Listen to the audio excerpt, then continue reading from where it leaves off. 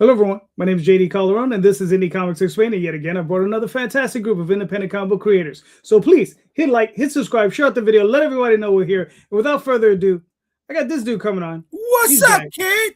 How we doing, brother? Good. Yeah, you got a loaded guest list for tonight? Yes, sir. Oh, so bring Yes, him on. sir. Somehow, some way, DM Ray managed to sneak it. He snuck in. Is he only going to give us 30 minutes tonight? I don't know. He might. Maybe he 20. might. You know, he is Canadian. So yeah. Canadian. Those Canadians. I don't know. Exactly. I don't know. They're a shifty bunch. But I'm JD Rosario from Unstoppable Comics, hanging out with this guy on Sundays, hanging out with him also on Fridays. And he's got a bunch of people who put their money where their mouth is, believing in themselves, and making some kick-ass comic books. So it's time to bring them on out, baby. It's this guy. Keep running into this guy. What happened? I'm here again. You okay? I thought he was going to say, you blew the intro. You blew the intro. Well, I did actually just realize something this time through. When Calderon clicks live, as soon as that thing goes red, he's talking. Like there's no buffer. There's no 12 seconds to wait for the video to start. It's just red, go. Right. Yep. Yeah. Okay. Yep. All right. Tom, Big Dog Inc. Comics, celebrating year 16, doing all this. What Legend of Oz: The Wicked West is our focus this year on our Kickstarter campaigns. And convention season is almost about to hit us real hard this year. So we'll hopefully see some of you out and about this year. Cool. How you doing, Michael? How you doing? Michael Connors. I have a comic book called Conrad Van Cottonmouth, and I am super excited to be on JD's show. I too one day wish to have a house by the lake. But thanks for having me on, and I can't wait to get into what Conrad Van Cottonmouth is about and talk about comic books. All right, cool. Well, you're in a house and you have a tree. Yeah, there is a lake. I'm in Princeton. There's Carnegie Lake, but it's not mine. I have a swimming pool, and it's a little tiny baby, and it may or may not have water in it. I don't know. Gotcha. All right, cool. Fred, what's up, brother? What's up, man? I didn't know you were in Princeton, Michael. I missed that. That's pretty close to home for me. And I'll take what Tom said a step further, JD, man. That intro hits with intensity, man. Like the energy's palpable. Like, you can't help but get amped up to do this after you start us off with that. But yeah, happy to be here, guys. My name's Fred Schwartz. I'm the writer and creator of Fisticuffs, and looking forward to talking with you guys about that today. All right, cool. Dungeon Master Ray, aka Ray Jameson, here to talk about stuff with these awesome hosts as usual. Writer of the Mad Caps, and just happy to be on board. I will be here for longer than 20 minutes, and that won't happen again. Jay, we'll have a good time. You can't get rid of me. I promise I'll keep the background the same this time. Why? That other background was... No. We'll stick with this background. This background works. If Christmas was every day, JD, you get bored of it. You got to bust out once in a while. That's it. All right, but I'm just letting you know if you want to come on next week. I like how your real name is your AKA and not DM Ray is your AKA. That's right. Yeah. Okay. It's my alias. All right. That's because nobody else knows him as Ray James. That's right. I didn't know the DM was Dungeon Master. I thought it was like CM Punk, one of those mysterious things where there's multiple answers depending on who you ask. I'm actually a DJ at house parties in Rio. Yeah, right. It was a Run DMC thing. There you go. Rob, please introduce yourself. I'm Rob Multari. I'm the creator and writer of Nightwolf and Snowpaw, founder of Lone Wolf Comics, and thanks for having me on again. Listen, man, anytime. And Rob is also my co-host, or I'm his co-host, or we're co-hosts together. On our Tuesday show, every other Tuesday. Show of Mice and Wolves. Ow. There you go. Ow. All right, gentlemen. Look, we got the show question. And what's funny is I stole this question from Michael from last Tuesday's show. So, Mike, all the props in the world for you. Thank you for coming through. No So- worries. It's so vague, though. It's such a vague. It is very, very vague. So we're gonna preface it like this: how do we make it in indie comics, right? But stick to one answer. Like, what's the one thing either you would do or you're doing, and just try to stick to one thing, right? Because a lot of us are gonna have the same answers, right? So, Rob, you're in the hot seat, man. You came in last, so last man in, first man up. All right, can't stop, won't stop. There you Just go. basically the tenacity. Keep going at it, man. Hitting it hard. Like, even if you find something's not working for you, get rid of it. Try something else. If you really want to make it in indie comics, like, you got to experiment. You got to make sure you have a great story, great art, and you got to have a tenacity, and you got to basically have like a nerve of steel, because if like somebody talks shit on your shit and you're like, you know what, I still believe in it, cool. Or you got to be like, you know what, maybe I'll lateral move and try something else, see if that sticks. I mean, a lot of people out there don't do, their first thing isn't the first thing that blows up, right? I mean, look at Robert Kirkman. How many failed things did he have before he got invincible in The Walking Dead, So Are you telling me you're not a big fan of Battlefield? Love Battleboat. I'm just saying statistically. But just like I said, that you gotta keep going, man. Like don't let people tell you can't do it. If you need to figure out what's wrong and fix it. Keep going.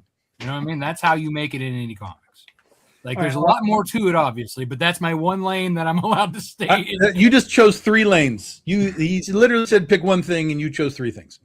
It's all the same thing. It was a 3-lane highway. It was one highway. There you go. Look, Pittsburgh's got a lot of construction, and they're making the lanes wider.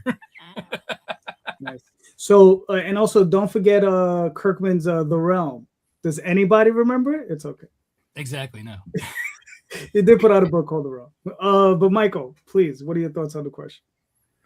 I mean, I don't actually, it's funny, I don't have a good answer because I haven't made it yet. So I'm like still trying to figure it out. But I do, I've listened to you guys a lot. And the one big takeaway I've always gotten from it is building an audience. And it's just that the business has changed so much from when we were like, when I was reading comics in high school and stuff, that it's gone from selling books in comics bookstores, which still is part of it, but it's more now of like building the audience, building engagement, and finding those. It's just a big math game, I think, as far as I could tell.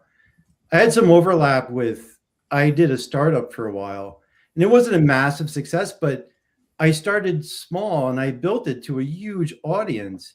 And then eventually when I moved here to Princeton, I exited out of it, but it was still kind of like, I feel like there's a lot of overlap with this, that you start small, you keep building traction until you build a large enough audience. But the problem with it is that you have to keep doing it too, because it's like, you could lose audience as well, which I have to remind myself. So it's a lot of work, and it's constant. That's the best answer I have for it. Cool. Fred, what are your thoughts? I agree with both of the previous comments. I think I agree with what Michael said about, like, I haven't made it, so I can't really reflect on the formula that worked in that regard. A better behaving dog would probably be more helpful. But so what I can say is what I see that I think I got right, that I see some other people maybe, struggling with, is I think like kind of like singular focus on like one story stuff.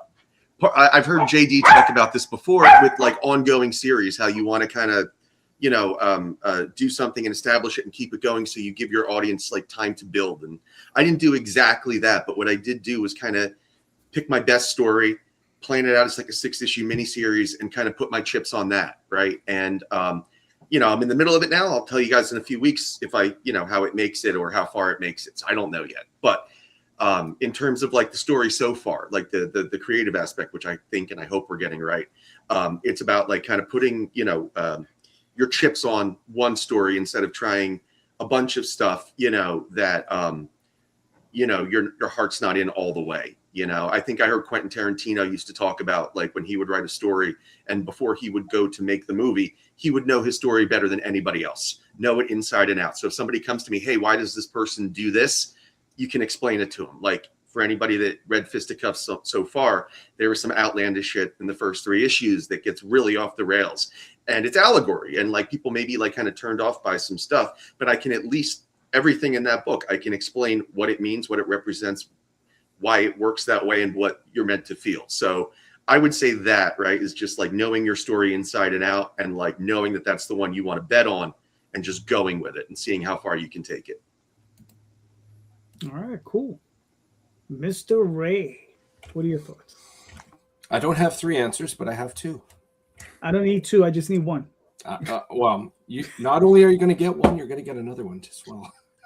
So, first one, to quote Michael, taking away from you guys, I think that is pretty big, especially when you're starting out and hearing what everybody has to say about the craft and about what's going on. I think that's very, very important for the early stages. This is my first book. I'm only 3 issues in, and I definitely have a lot to learn, and I'm having a lot of fun while I'm doing it. And there's what is it called? Kung Fu Panda, when Poe opens up that dragon scroll, there's no secret, just a matter of figuring it out and learning stuff from others. Answer number 2 is know your audience and making sure that they are exposed to what you're putting out to the industry. So if you have, I don't know, let's say if you're appealing to younger generations that are reading comics or manga or whatever it is, that's going to be very different than Gen X. I saw a meme once of Gen X where it was Gen Z was love yourself, and then millennials was love your neighbor, and then it showed for Gen X a picture of Conan. It says crush your enemies. Well, depending how your stories are like your messages, how people interact with each other, that's a very important detail. And then just to reflect on the next stage of that is if you're getting a lot of trends of similar reviews, sometimes be it good or bad, to embrace those things and incorporate it in your style of storytelling, because the people will tell you if they like it or not. Okay, that's fair. Tom, what are your thoughts? You read your reviews? Yeah. What absolutely. world do you live in? Haven't you been told enough that you don't read the comments, sir? I'm just outside of Gen X, so I don't crush my enemies. Sorry, man. Okay. All right. And sometimes you have to have those for pull quotes. So if you got good ones, you got to read them. Sure. Tom's like, I don't care what anybody else says. This is correct. This is correct. And this is what I will tell you. This is the only thing I know about making comics. You better like what you're doing. Because if you don't like what you're doing, it's going to cause you a lot of problems. Number one, you're not going to like what you're doing. You're not going to like what you're writing. You're not going to like what you're drawing. You're not going to like what you're coloring. You're going to be bored. You're going to lose interest. You're going to drift off. You're going to cause whoever's in your chain of command making books, you're going to cause them trouble in whatever, chain you are in the link. So if you don't like what you're doing, either get on a different book or don't be doing it. But the other side to liking what you're doing is it comes through when you talk about what you're doing, whether you're on a podcast like this, whether you're at a Comic-Con and you're trying to tell somebody like, oh, you should read Critter, like this is why I think you'd like it. If you are either disinterested in your own work, or if you've made something that is sort of like a pandering trend thing that you just kind of jumped into because you thought that you could swim in the water and just hang out with it, it's going to come through. It's going to be clear to whatever audience you're talking to that you don't really care about what it is, and you're just trying to get that $5 out of their pocket. So that's really where it has to start. You have to like what you're making. If you don't like it, make something else. That's where it has to start for me. Cool. Mr. Rosario? Yeah. Just keep swimming, right? It's that meme where the guy's digging in the tunnel and he gave up, and then just behind that last bit of wall that he needed to chip away is all the gold and all the diamonds, right? It's not giving up. It's not giving up. It's having belief in yourself to keep going, right? And when you make a little bit of money, because it's a little bit of money, you reinvest it in yourself and you level up the way you tell stories. You level up the people that are telling stories with you, right? You learn not just the stuff in the front of the house, which is the making of the comic book. You learn the stuff in the back of the house, which is keeping the lights on so you can keep on making more comic books, right? As frustrated as I get on a daily basis doing this stuff, the person that I was when I first started doing this stuff would look at everything I'm making and be like, wow, right? And I'm at a point where I'm like, I don't do enough, right? But I get so mind boggled and sometimes I throw more weight on my shoulders than I need to, right? But when I wake up the next day, it's okay. It's putting those boots on, tying them back up, believing in myself and continuing to make more stuff. Even if it's just answering today's emails, right? You just got to keep the needle moving in the right direction every day. And it adds up. So how do you make it in comics? You made it, right? You made the book, right? That question is a little weird. It's like, what's making it? Is it making the books? Is it supporting yourself on your own, right, with the books, or just making the books? If it's making the books, you fucking make it. We're here. We're doing it. Fucking doing it. But that's why I have it vague. I want everybody to that's why I come to their own conclusions. But for myself, the way I would see it is if you really want to be successful, right? It's a thing about efficiency, right? You have to try to be as efficient as you can be with what little time you have, right? A lot of us, I'm sure, if not all of us, work day jobs. And even if you don't, you still have to, parse out your time in a way that, it's efficient, right? So that you're not wasting time, right? And then, and it's what you consider wasting time, right? When you're working on your comics work, put away your phone, right? Don't constantly be scrolling, right? Because it's easy to get lost in that. Right? How do I use my spell check if I don't have my phone with me? Get out, stop using WordPad and get a subscription to Microsoft Word. I go with what I know, baby. I go with what I know. Which means you don't know much. Damn right. Damn right. JD, I remember you talking about there's times you section off blocks to write. Yes. And if somebody's speaking to you, I remember the way you worded it, it's like you're in your own world. You're so invested into the writing portion. Yeah. The rest of reality kind of shuts off. I'm paraphrasing there, but yeah, but that's exactly what it is. You have to I have to letter, I have to write, I have to edit, I have to reach out to all these other creators to get, I commissioned this person for a cover 4 months ago. I'm like, shit, where's that cover? I had commissioned this other person for a 5-page story. It's like, where's the 4th page? And it's constantly going back and keeping all that stuff, together. But you have to try to be as efficient as you can with your time, right? Like, I'm trying to get down to 1 hour a day watching TV. I watch 1 hour a day, and that's where I try to keep it, right? Because we don't have time for that shit. If I'm on the subway, I'm reading a book. If I'm eating, I'm watching television. If I'm working out, I'm watching television. If I'm sending out emails, I'm going to try to focus on just sending out emails and not scrolling through my phone, because that is a problem for me, You know, I'll sit there, but like, you know, you'll catch one video and it'll be funny, and then you catch the next video and it's funny, and then you'll see a bunny, and then, you know, you'll see a kitten, and you're like, oh shit. And then 40 minutes later, you're like, what the fuck have I been doing with my life? And then It's called doom scrolling for a reason. Yes, it is. Yes, it is. I agree. So yeah, that's the sort of thing. Try to stay away from that.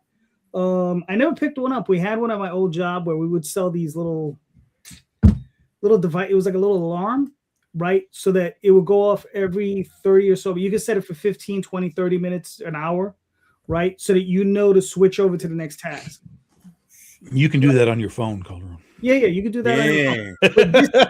But Back to the phone. Right. See, but that's the problem, is keep the phone away. But this was like a block, this little thing, and it would be in your face, and it would be counting down. They were like boom, boom, boom. So you always keep yourself as efficient as you can, you know. It's like kitchen timers.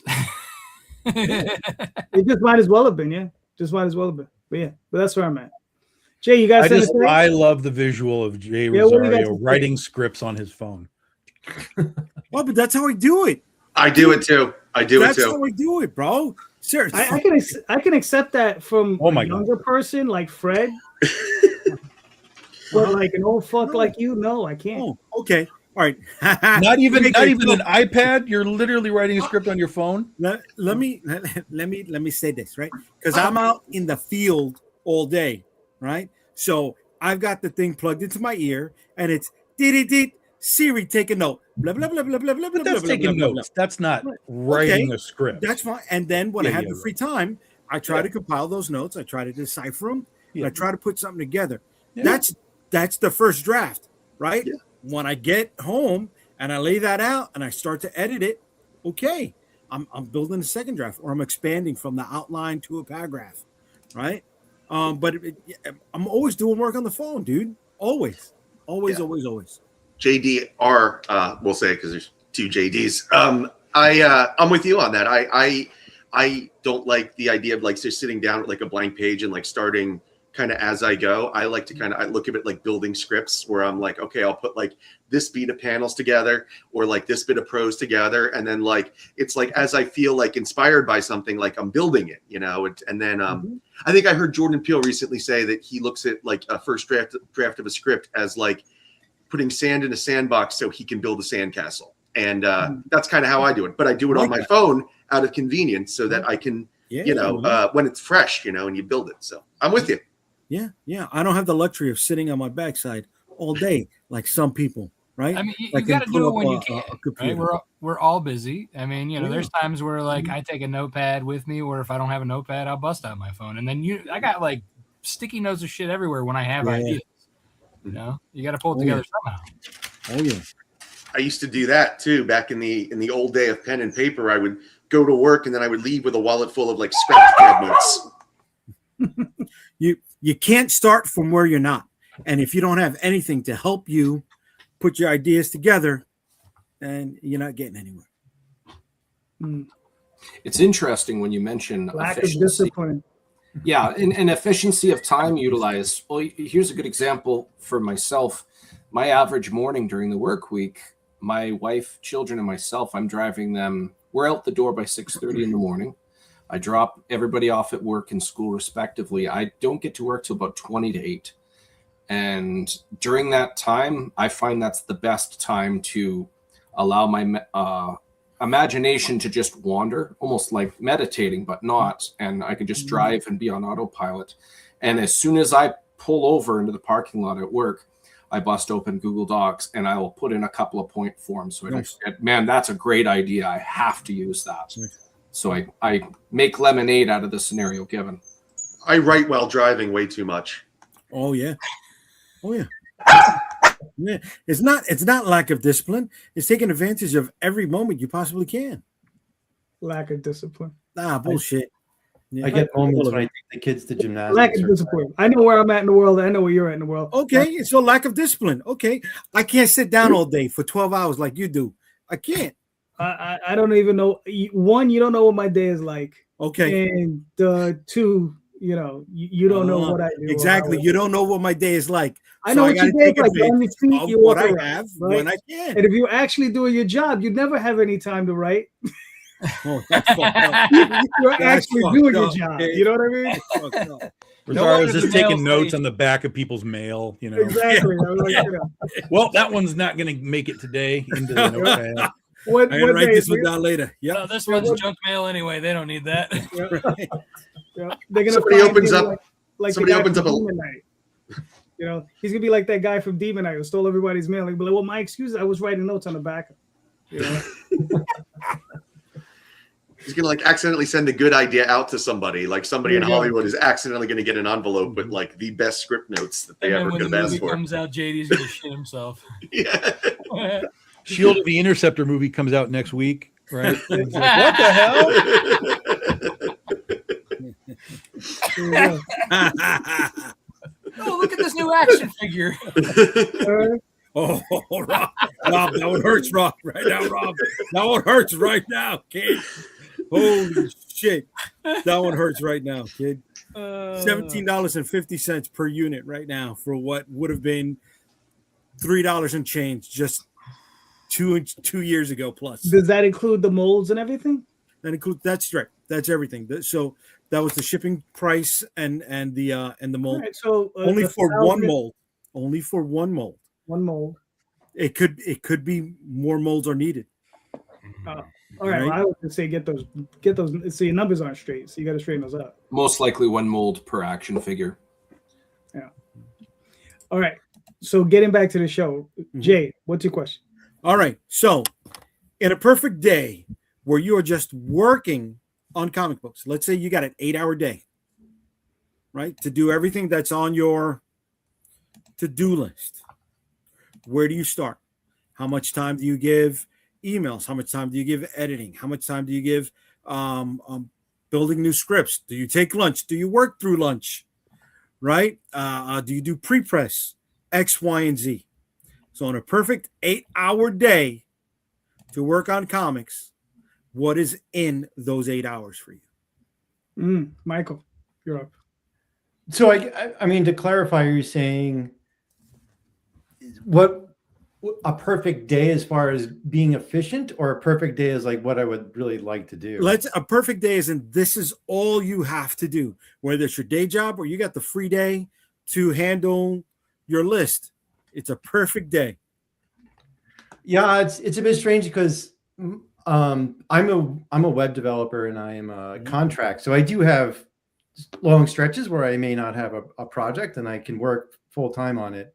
But I'm a one-man show, so I'm doing everything from the creative, I'm writing, illustrating, and then I'm also doing the marketing and the production parts of it as well. Ideally, if in my perfect world, I would just be working on my book and I would have other people helping me manage the distribution and the marketing and all the other moving parts to it. My most efficient day is that I get a few pages done and then I get some part of the business aspect of it done, as far as, But a couple you social have- media posts. Sorry? you have people that are working on it, right? No. On the back of the house stuff. You said, Right. The marketing. How much time are you devoting in that perfect day to give them direction, to give them notes on what they need to do? 20 minutes, half hour? Are you going back and forth on them with texts? I think it's probably your morning going through emails and saying, Okay. I need this done by, and then by right before lunch, you jump back over to doing creative. Okay. My perfect ideal day is I would just work on the book and not work on the other stuff. But I really don't like marketing or production. I mean, and making TikTok videos. My God, that's just awful. But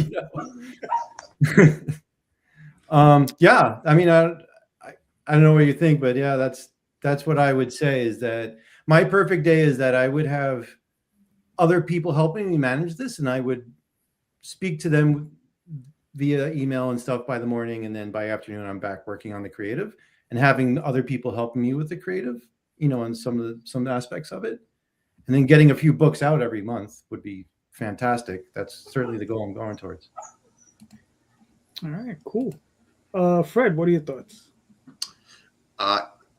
So yeah, the perfect day part boggles me a little bit because you know, it changes every day. Like I have a list, you know, I used to muse that it was called the STD list, the shit to do. And it's ever changing, and there's always something at the top of the list. And it varies. And so it's kind of like, I think it's like the Steve Jobs thing, right? About like the noise to focus. So, and you can tell I deal with a lot of noise from an attention-starved little hound. But to talk. he's got a lot to say about comics. Apparently. Enough? No. Come here. I'm going to pick you up then. All right.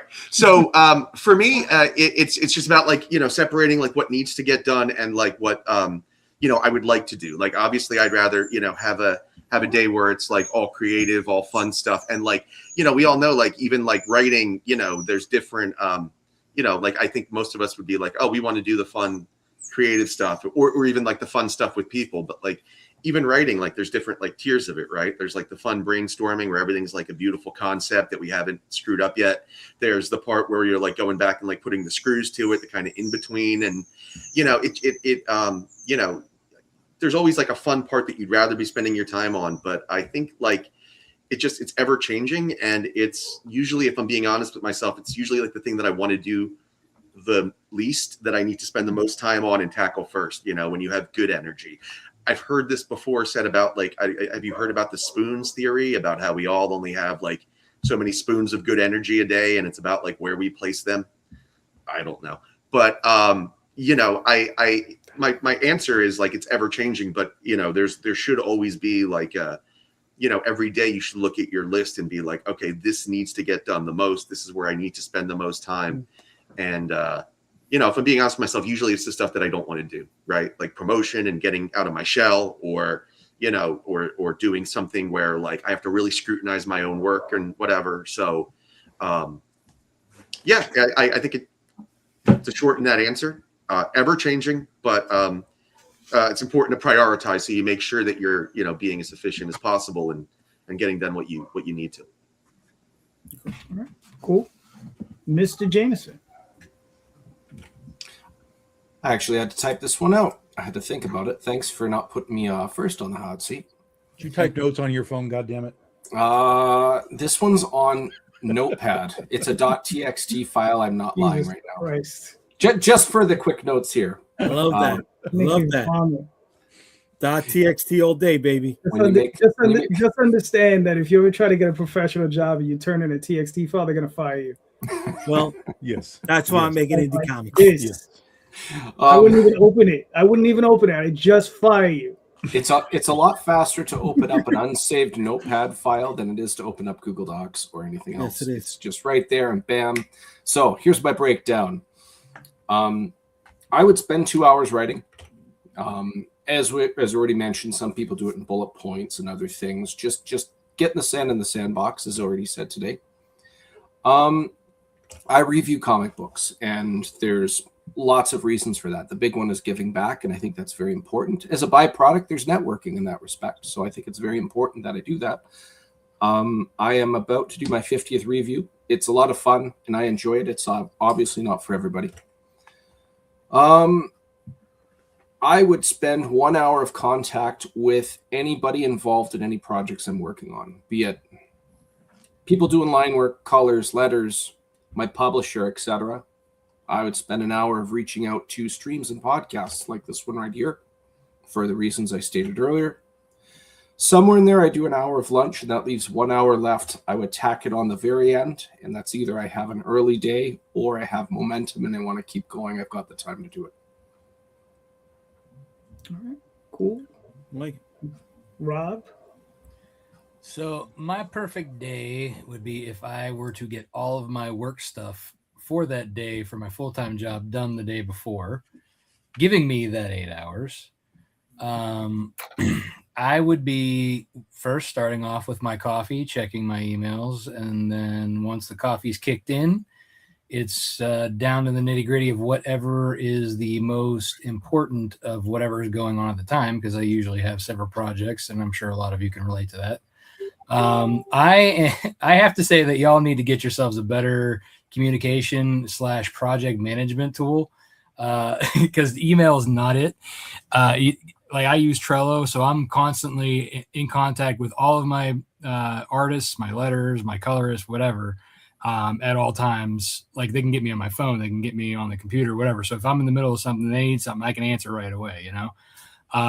So that's something that happens in and out throughout the day while I'm working on, let's say my most important thing is getting a Kickstarter page up. You know, I'm knocking out that, getting it ready, making the video, all that fun stuff. And then if I still have time in that 8 hours, you know, I have nothing else that I got to do, I'm going to put some writing time in, just because, you know, got to keep moving that story along, right? All right. Cool. Mr. Tom. Every day is fluid for me. There's nothing that is typical from day to day. Everything has a specific either need or requirement, and it just gets judged when I wake up. You know, today I had to go into town, go into my warehouse and get some books so I could finish shipping Kickstarters. So that had to be done today, so all the Kickstarters could get finalized. So that was a non-optional thing. I had to go do it, so I did it. But you know, everything else is just sort of what are first of all, are there requirements? Sometimes there are requirements. I have to talk to this guy today.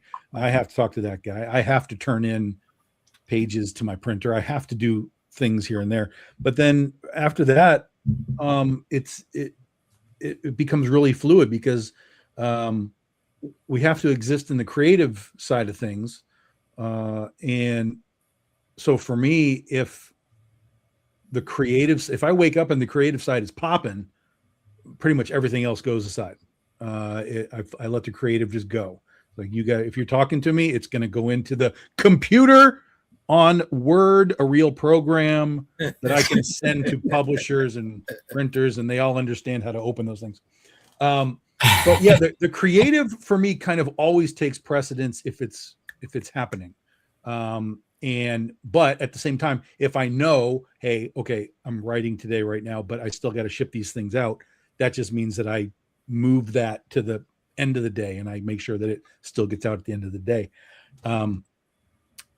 My 8 hours can take up any portion of my day. I could start, stop, move, shift. Doesn't make any difference to me. I'd be working until midnight, doing stuff. I could work at 8 a.m. It doesn't matter. I don't do anything else with this. So I just shift and move and adjust as necessary. Communication is huge. I'm the same with Rob. I basically tell everybody, like, if you cannot functionally use Messenger, we can't work together. Like, that's it.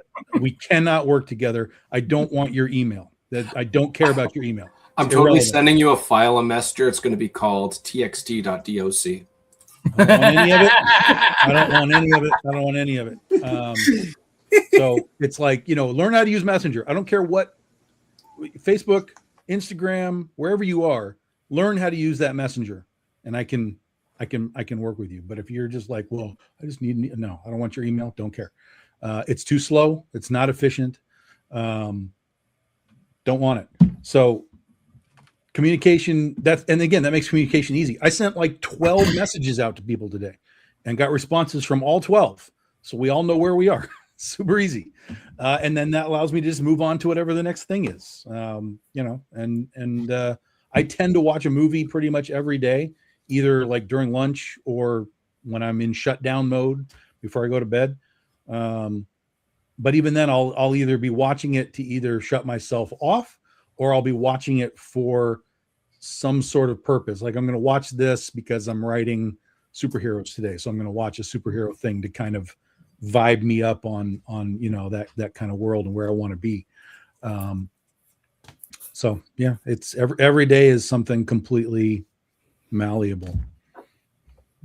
All right, cool. For myself, if I had like a perfect 8-hour day that was just for me, and I didn't have to do anything mechanical with a project like packing books and all that stuff, Emails would be first. It would probably be the first hour, but I would like to make it less, like half hour. Then after that, it depends what needs to be done. Because sometimes I got a lot of lettering that I do. So I might spend 2 to 3 hours lettering. But I'll also spend 2 to 3 hours writing. And then maybe an hour editing, depending where I'm at with a certain story, if it's sat long enough. But that would be it for my day. And I mean, and with communication with my artists, as far as that's concerned, I'd be like, unlike Tom, I'm like, send me an email. Because I don't want to constantly be distracted from what I'm doing from something like Messenger, right? I want that have to go to the other thing and click it and do all that stuff, and it'll take its time. I actually want that. I want that separation of time. It works best for me. Yeah, that's pretty much it. Pretty simple. Most of my day would be spent writing if I could do that. Jay, answer your own question, brother. Yeah, so I'll start off the day answering messages.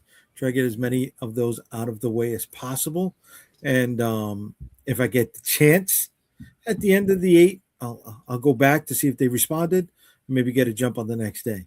I'll try to give myself at least 2 hours of writing, but it all depends on the flow, what I get stuck on, right? If I'm hung up on this, hung up on that, I'll move from project to project. Then from there, it's what book is in what stage of pre-press, right? Am I in the lettering? Am I in construction? Yeah, that's where it at. And then, and then it's building the Kickstarter or whatever's next on Kickstarter, and trying to build as many of those fucking posts and updates in advance, so I don't have to do it day of. You know what I mean? I could just store it and then, hey, here's the day, bloop, right? But that hardly ever gets done. All right, cool. Oh, and I use what? I'm sorry, Rob called it Trivio or something like that. I don't know, because I got Trello. Trello. Okay, I got WeChat, I got WhatsApp, I got Messenger, I got emails, I got fucking some other shit, and that's just that. Then I got payment methods. I got Western Union, I got Zoom, I got PayPal, I got I got Allstate. I don't know. I got fucking any other way. But none of those actually are project management. Those are all separate things. It doesn't help you do shit. Trello's a Scrum board, no? But I have the same. It's a Scrum board, no? So it's basically a project management board that you can put you can have the artwork up there. The way I do it is I set up I have the pages all laid out on one column, and then I have a to do, working on, in progress, or finished, and then kind of like a general references column. And my artist can post each page, the start of the art, and I can make comments and do a checklist and say, okay, make these edits, and keep track of everything, conversations, because you can comment on it, you can put the checklists, everything, and then that way they can't say, oh, well, I didn't see this, and I'm like, bullshit, it's right here, and you just check it. But it pulls from other apps, right? Or do they have to get on the Trello too? They have to have their own account, but you can put you can put PSDs and other kinds of stuff into it. It just depends on what payment level. I do the free, so I just have them drop the not too low res, but high enough or low enough that it's you can't print it, but enough that you can just approve everything. Right. Interesting. Wow. That's cool. But listen, nowhere near as interesting as Conrad Van Cottonmouth. So, wow, what a great segue. We're getting better at this. It's so good. Right on, man. Do you want me to play this video, Michael? Of course. It's a great video. You got to play the video.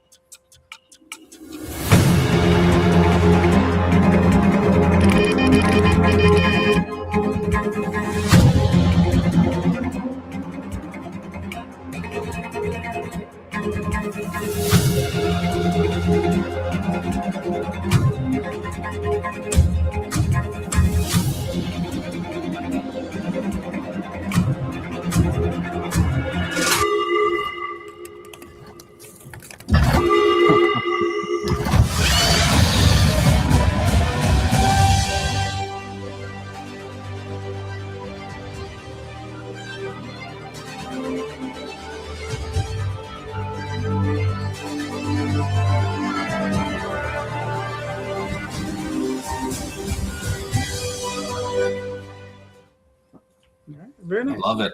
That's Yeah. awesome. Really cool. All right, Michael, walk us. Sorry, go ahead. No, I was saying walk us through this. Yeah, so the video, I because I'm a web developer, I spend a lot of time making banner ads. So that's all my banner ad animation career coming to light.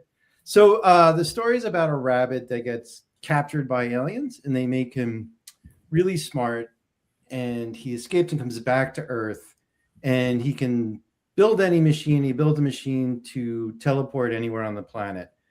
But the twist of this story is that he's still just a rabbit. He's nonverbal. He doesn't really have any motivation or anything. He's the main character, but he's really more of a catalyst for the crazy story that happens around him. So it's kind of like this dark comedy sci-fi where the aliens just dump this technology onto our planet in this, in the form of a rabbit, and everyone's trying to figure out what to do with it. And it's like the government's trying to use him. And he has a friend that's this girl Amanda, so they're always trying to have her control the rabbit, but no one can really control this rabbit. And the aliens left this power plant on the planet, and it's going to destroy the whole planet. So now they're trying to get the rabbit to help defuse this power plant, refuel it. So that's really kind of the synopsis of the story. And there's a oracle that foretells the future of how this rabbit's going to save the world.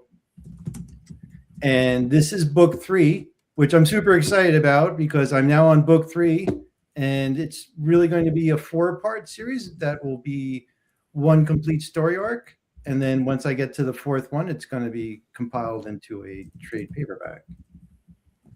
Yeah. All right, very nice. Yeah.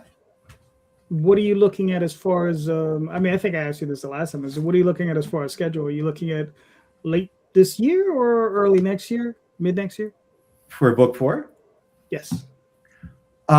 Yes. Hopefully I get it before I go and I wrap it up before I go on vacation in July. But it may go push past that, depending on how work projects go. But I'm already deep into the pencils on 4, so it's going pretty well. So I'm pretty confident it'll go fast. Well, gotcha. it'll. Sorry. No, I'm sorry. Keep going. No, that's all I had to say is that I'm working on it. I'm in the middle of it. You pen ink? Are you inking as well as penciling, or are you just penciling and then coloring? I am penciling and doing traditional inks, and then I'm scanning in the traditional inks, and I'm doing digital coloring on the iPad. Gotcha. Okay, cool. And I think, as I mentioned before, I actually work panel by panel. Like here are just like sketches that I'm doing that are like panels, and then I compile them in Photoshop. So that's how I'm giving away those. If you want, you can hold some of those up so people can see them. Oh, sure. Sorry. So like this is me currently just like working on sketches. Oh, actually. So this is for book 4, and this is like some sketches that I'm working on. So these are the things I'm actually giving away in this current Kickstarter. Are these the first 100 people get one of these sketches that I work on, since I work panel by panel. So you don't have any actual comic pages? Sorry? It says you don't have any actual comic pages. So you draw the individual panels and then you construct them together in the computer. Well, what I do then again is I will take that page. You gotta bring me back up. I'll show you another demo that I compile them together in Photoshop. Okay. And then I ink over that. And now I have the whole final page that's inked. But they're finalized pages. Mm-hmm. Nice. Yeah. All right, cool. It's a very, very unique way of doing it, but I like it. All right, cool. Yeah, I'm so not you've sure done 11 days. What? I'm not sure how I landed on that process. I think I first started trying. I put it on Reddit and I tried doing it just all on the iPad. And at first I posted the sketches and people were like, "Oh, this looks great." And then I did the final version of it on iPad and I posted on Reddit, and everyone was like, "This is incredibly bad." And I was like, "Wow, I completely messed up." So I then went back and had to relearn what I'm doing to work, because I'm trained to work traditionally. Right. And so now but coloring on the iPad takes way too long. I mean, coloring it traditionally takes way too long, so that's why I switched over to iPad. Gotcha. All right, cool. Sounds awesome, man. It's a great looking book, man. So Thanks. you have 11 days left. Mm-hmm. You're well above your goal. Hopefully we can add a little bit more on there. And then, yeah, man, it's an awesome book. Everybody, man, I would advise go checking out Conrad Cottonmouth. Conrad Van Cottonmouth. Yeah. Conrad Van Cottonmouth. Yeah, the story was that I had named it Conrad Cottontail, but it was like way too Beatrix Potter.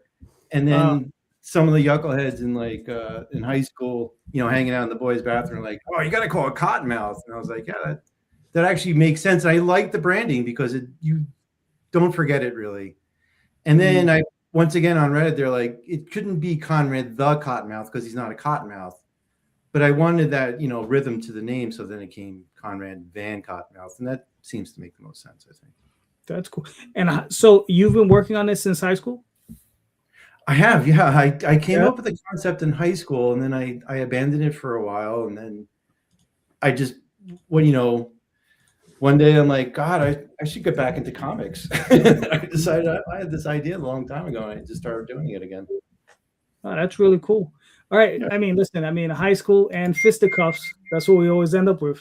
So, Another good segue. Excellent. There you go. Man. All right. Great. Walk us through it.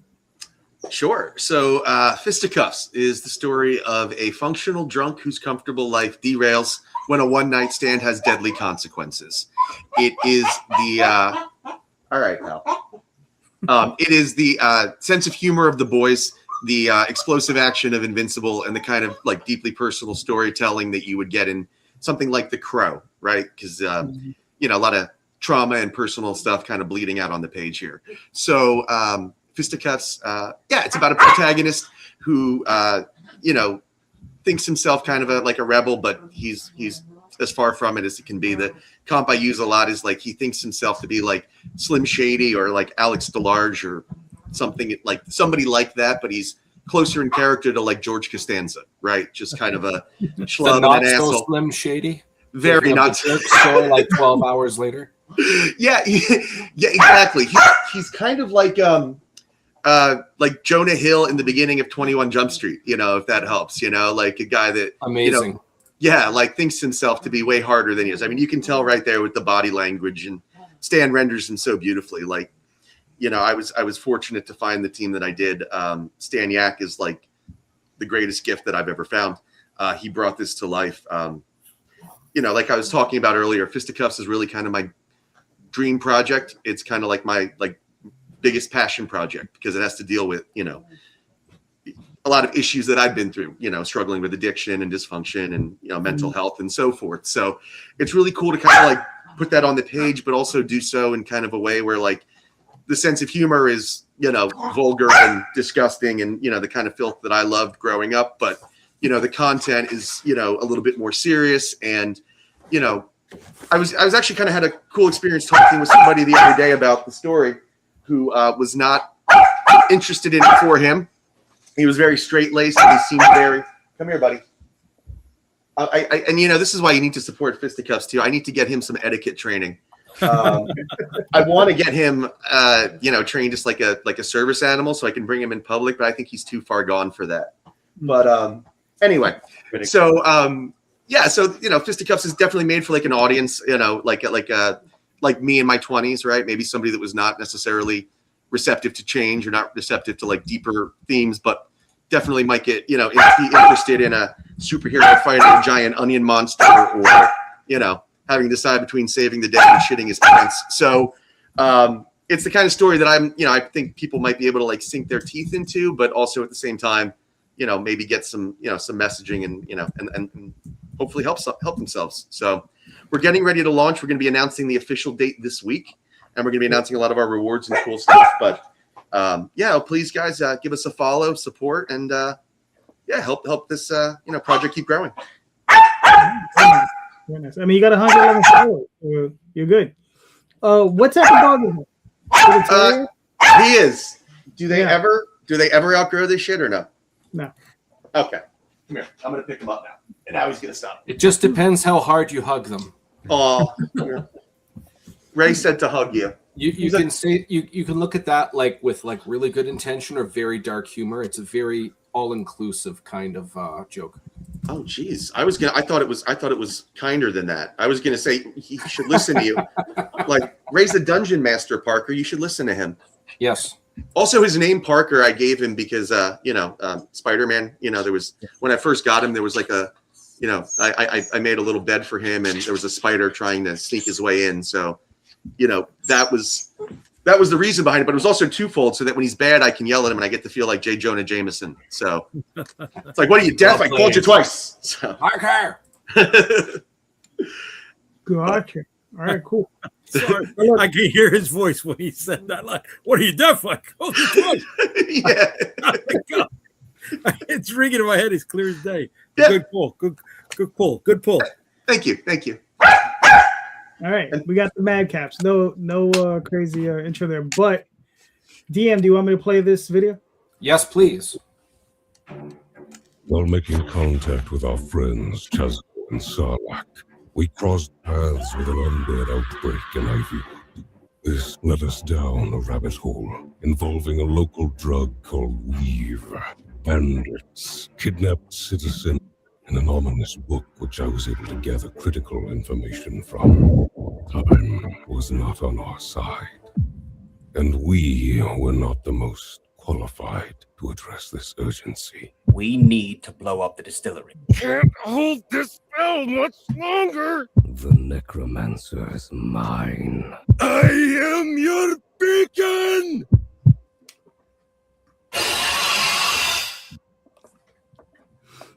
Nice.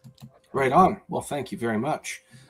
Anybody who likes a good story involving a whodunit or a really short story mystery, this is the story to follow. This is about four friends in a story that takes place all in one night, where they are led to believe that a local drug has something to do with a failed undead outbreak. And one thing leads to another, with issue 3 starting off with all four individuals realizing that they are the only ones close enough to shut down a curse that's about to be put on their hometown by sunrise.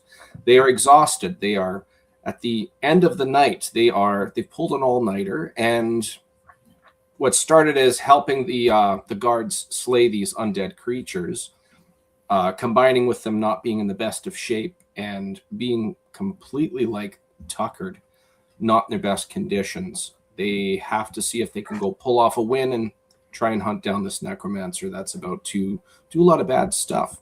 So if you like a little bit of tension, if you don't, if you like a good balance of story with action, everything leading up to issue 3, granted, does have action in it, but issue 3 itself is all stops are pulled, and this is for all the marbles. So go ahead and back now. That'd be awesome. Thanks. All right, cool. And this is issue what, 3? 3 of 3. 3 of 3. Okay, so you're done. Yes, now, all 3. Go ahead. What's going to come after? Are you looking to do more stories with these characters, or at least in the world? I'm getting a lot of questions about that. I will not have an answer until this Kickstarter's done. I like focusing on one pod at a time. Okay. I'm getting a lot of good feedback, so I'm not against the idea. I guess that's the best answer I can give you right now. Gotcha. Now, the original concept for this came from when you were role playing? Yeah, role playing about 15 years ago. I did this. I started getting into RPGs because I moved across country, and I abandoned everything. I abandoned friends, family, the works, and I needed to find reasons to hang out via webcam, and Dungeons and Dragons became an option. We made I did everything homebrew, so no modules. It's all under my own lore, politics, creatures, etc. And I took one of the short stories out of that, and I turned it into a little mini series. I took out the main characters that everybody was playing as, and I injected in my own characters based off of people I knew.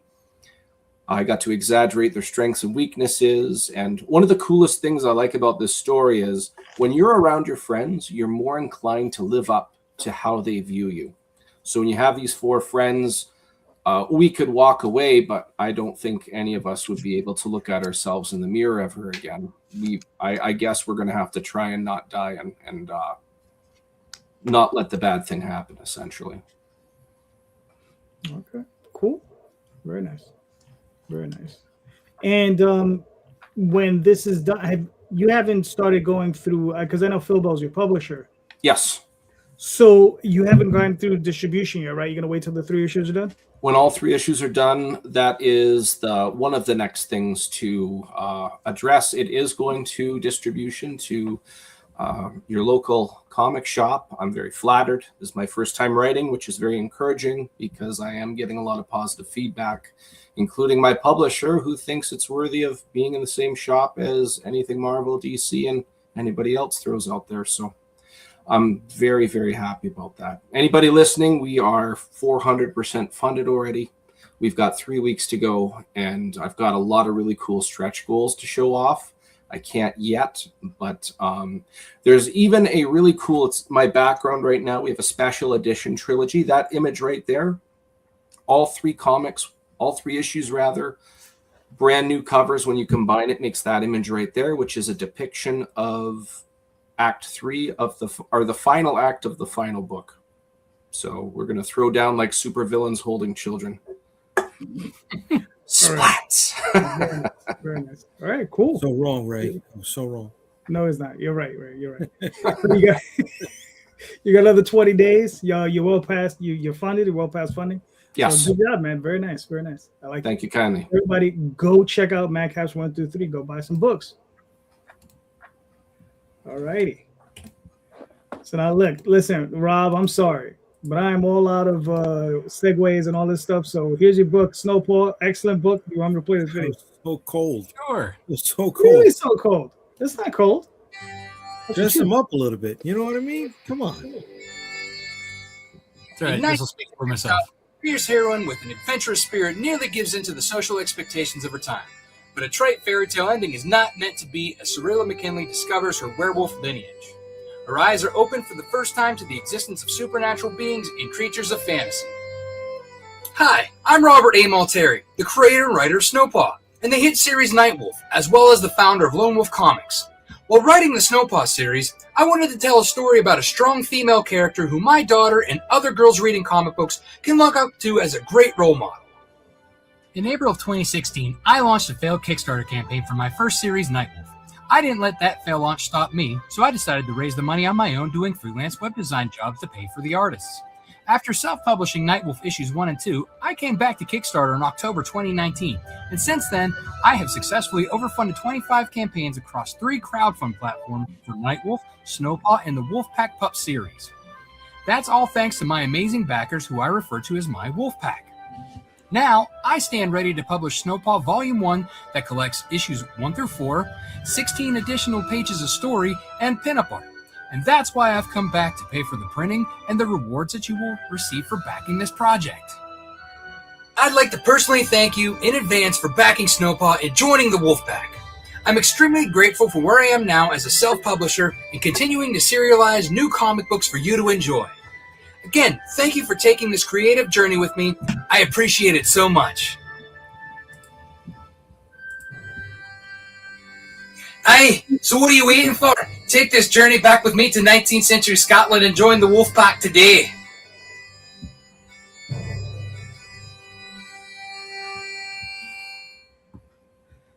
All right, Rob, I have to say I love the kilt. That was awesome. It's Rob, that was actually my family kilt on my mom's side. That was a good button. That was a good button to the video, buddy. Accent though needs some work, but you know. I mean, look, I'm more Italian than I am Scottish, so. Oh yeah, all right. All right. So Rob, please walk us through it. Yeah. So as the video said, so this is a story about Snowpaw. This is Nightwolf's mentor in his series, but this takes place 200 years prior in the 19th century Scotland. It's about her discovering her werewolf lineage. And essentially, she grew up on a failing farm in Scotland, and that her father then betroths her to a rich man's son. And she then has to go to the engagement party and all that stuff kind of against her will. But she starts to kind of get a feel for that kind of life until she's discovered by a high-class werewolf that we see there at the party in his human form. Then he follows her and her father back to the family farm where he and his pack attack the family, triggering her first transformation. In this story particularly, there's a lot more fantasy elements than there is horror, like there is a Nightwolf. I tried to write something completely different as far as exploring my world and opening it up to a lot more things. I purposely did things that I didn't do in Nightwolf and vice versa, just so that I could kind of tell a different tale. And I'm very pleased with how this first story arc came out, and everything about it. All right, cool. So this is basically, like you said, her origin, her first adventure. Yes. When it comes down to it, are you looking to do more adventures of her, like before she gets together with Nightwolf? Oh yeah, I mean, I have 200 years to play with, so I mean, yeah. I can either time jump or just kind of go linear. The next story arc is actually takes place a couple months after where we left off at the end of this story arc. Okay, cool. As I scroll through your endless scroll, so I mean, this is what, your 25th campaign? Something like that. I'm definitely in the 20s somewhere.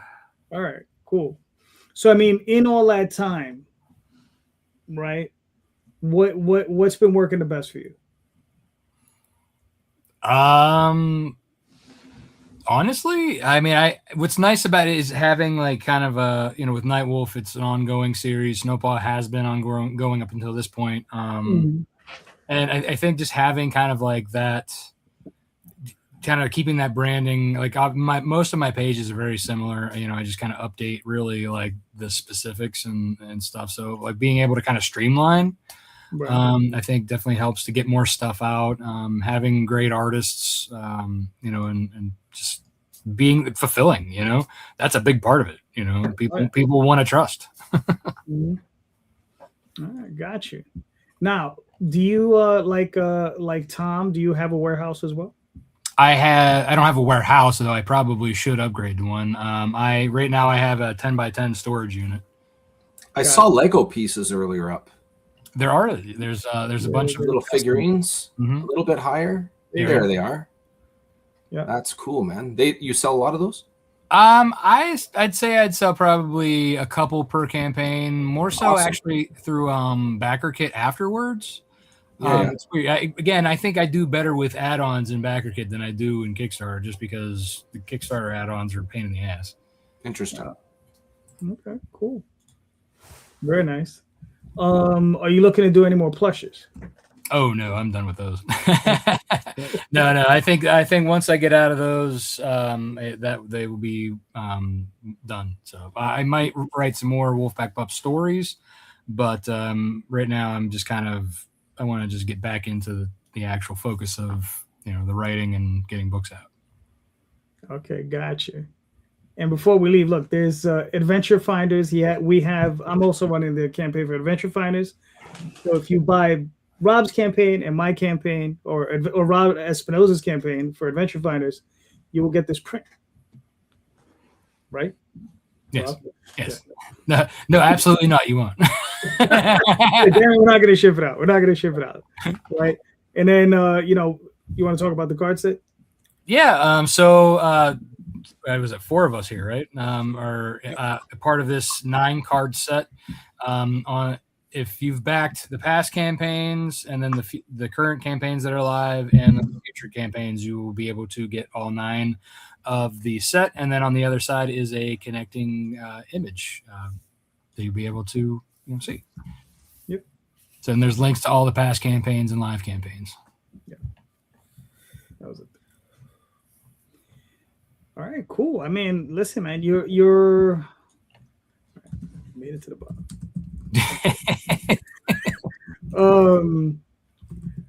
You are what? You got 11 days to go. Yep. You're well above your goal. Very nice. Mm-hmm. All right, cool, man. I mean, listen, you always put out great books. So, everybody go check out Snowpaw Volume 1.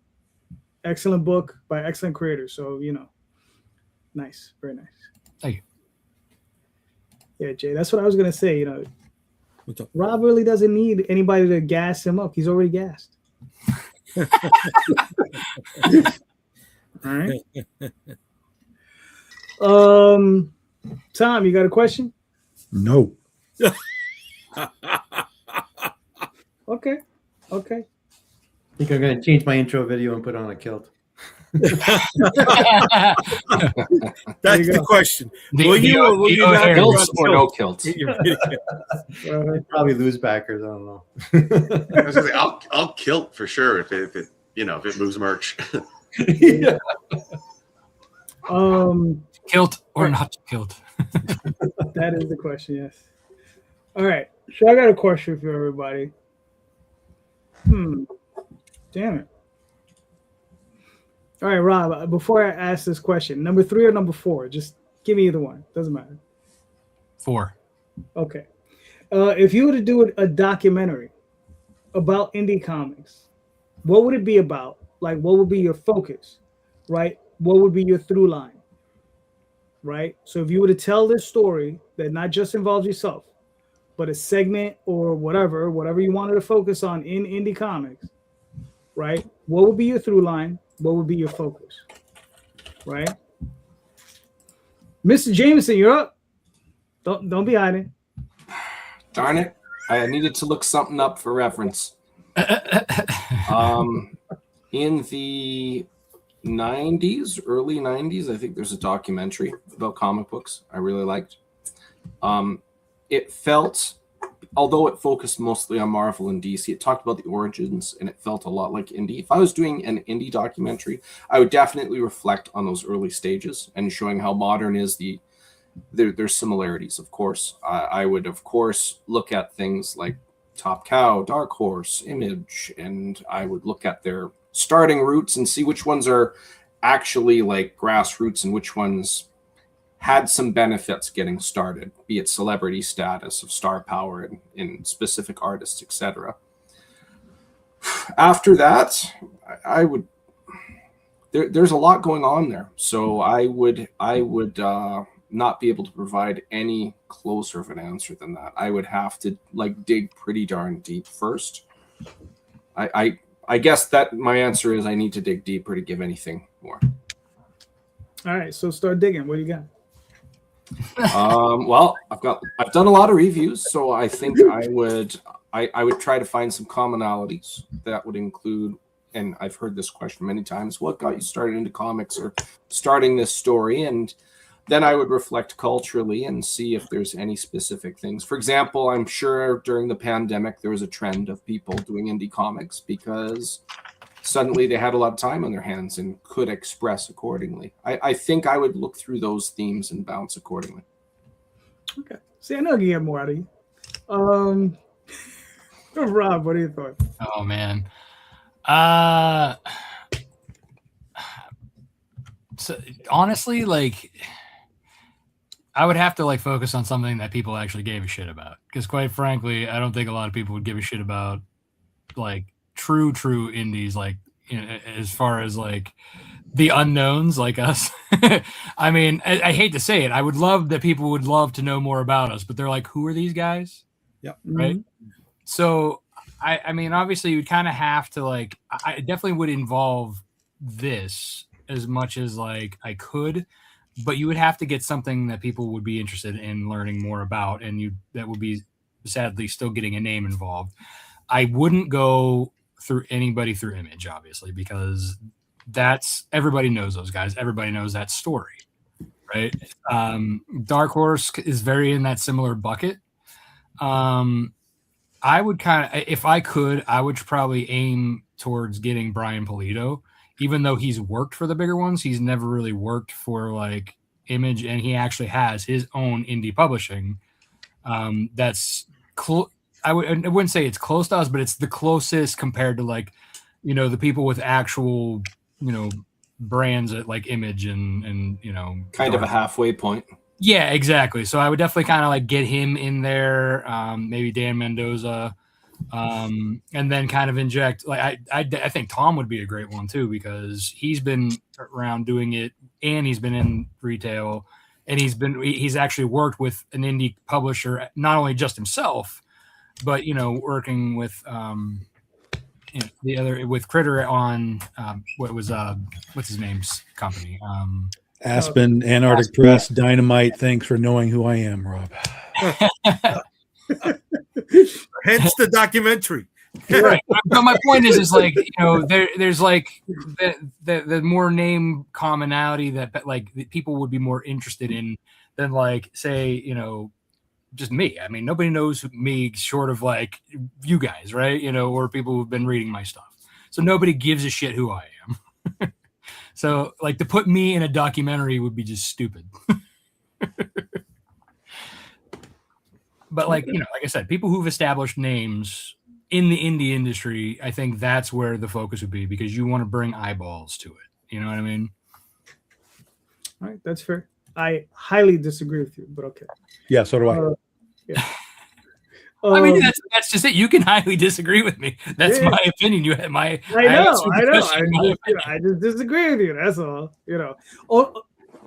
And to preface that, the only reason I do is because we can all turn on a documentary of just about anything on anything and not know anything about the person and still be fascinated by what's going on.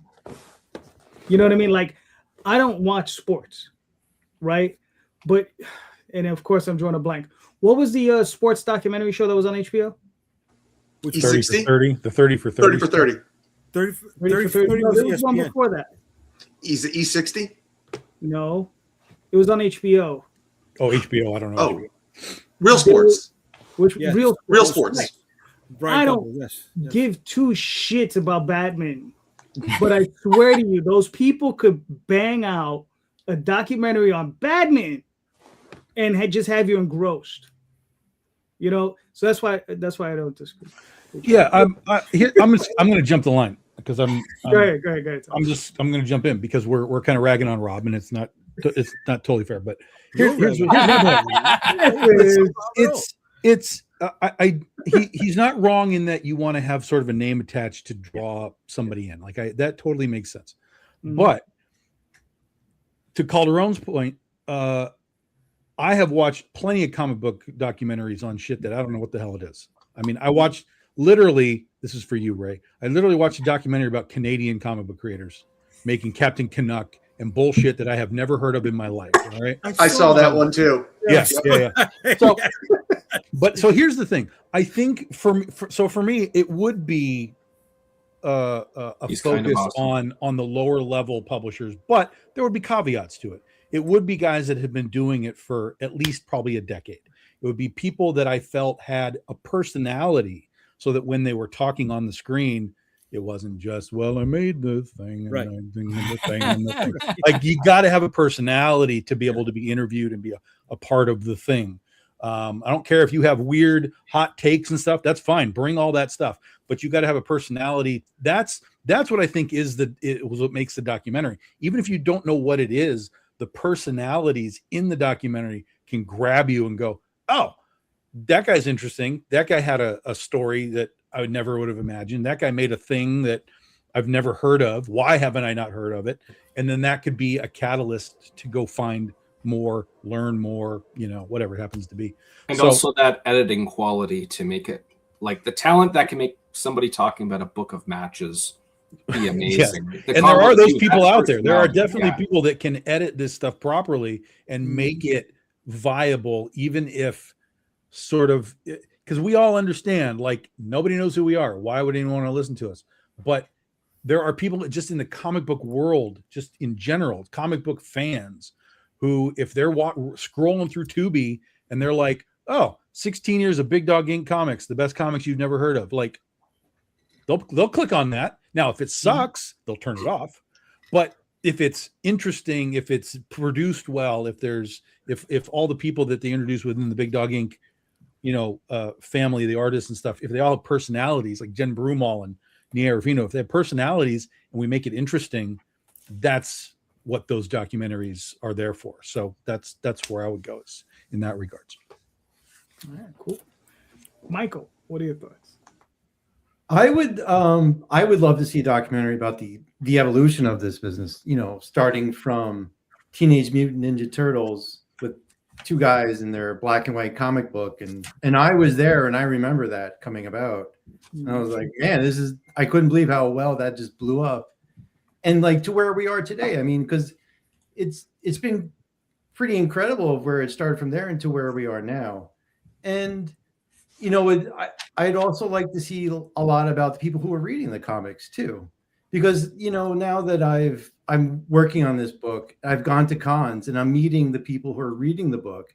You know, they're just incredibly intelligent, passionate people who are into this, you know, books. But I'm also realizing that I'm showing the books to family and friends, and I'm realizing how much more there are other people who are not your typical comic readers who are into the indie comic scene. So now the landscape has shifted so much from those early days of indie comics to now where we're competing with screens, but we could reach a wider audience faster, and we can produce these things much faster than those guys with that black and white comic book for Teenage Mutant Ninja Turtles, you know?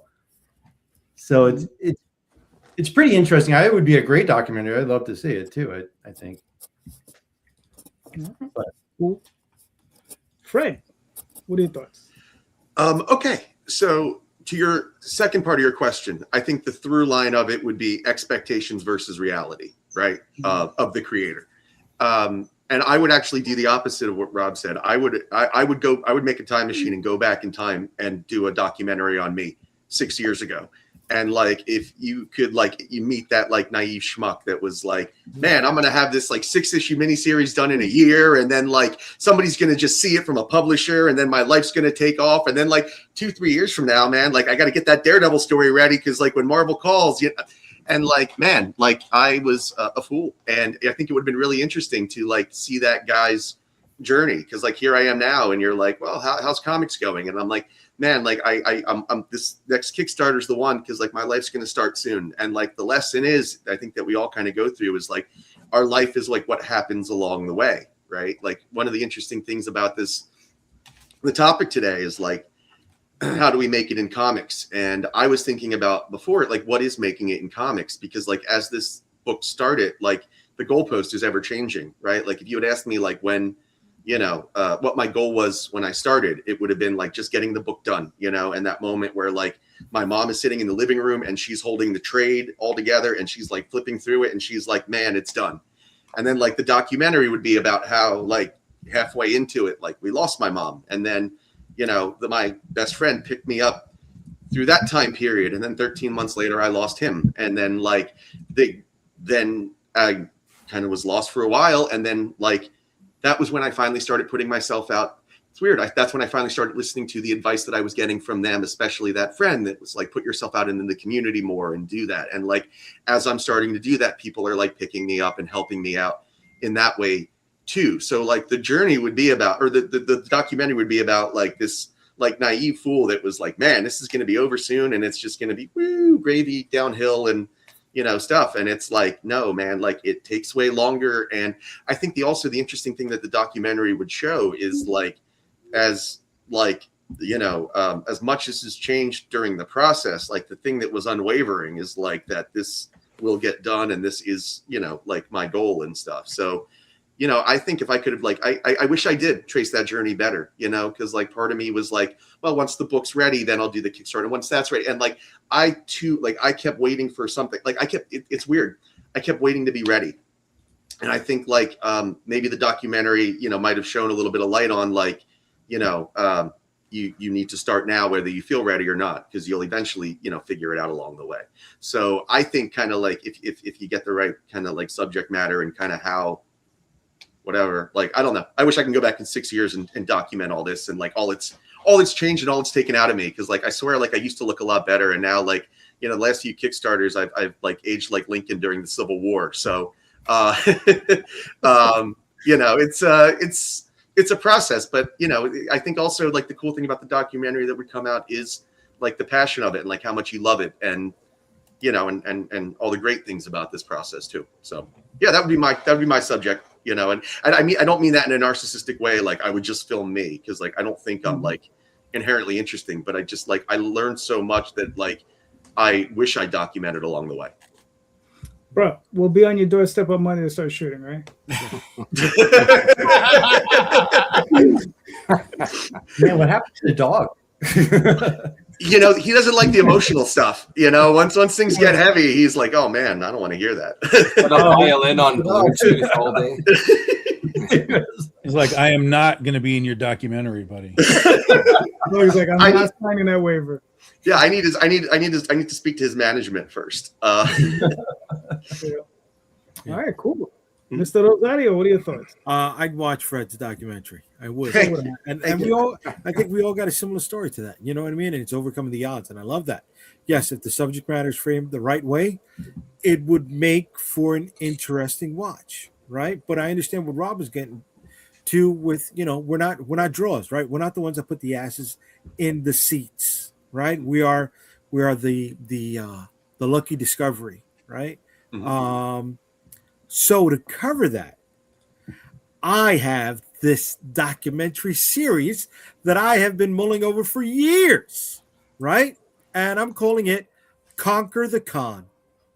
And it is a series of different conventions with two or three different people to see if they've made money at the con.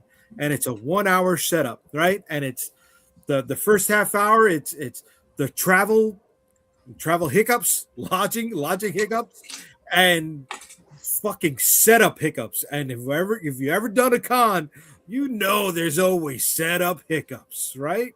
So you're conquering those challenges, and then the last half hour would be if they made money, and then at the end it would be like those house flipper things where they show you travel expenses, right? Lodging expenses, convention expenses, total profit.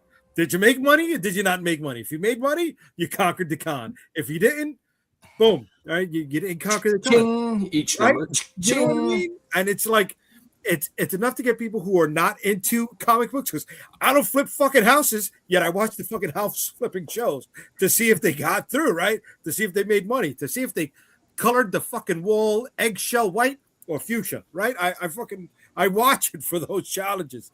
So yeah, I definitely would do Conquer the Con as a docu-series, right? 4 or 5 different episodes, and you could highlight different creators throughout the series. I think that's brilliant. Like I would send the documentary film crew to your house when they show up here. I'd be like, no, he's got a better idea.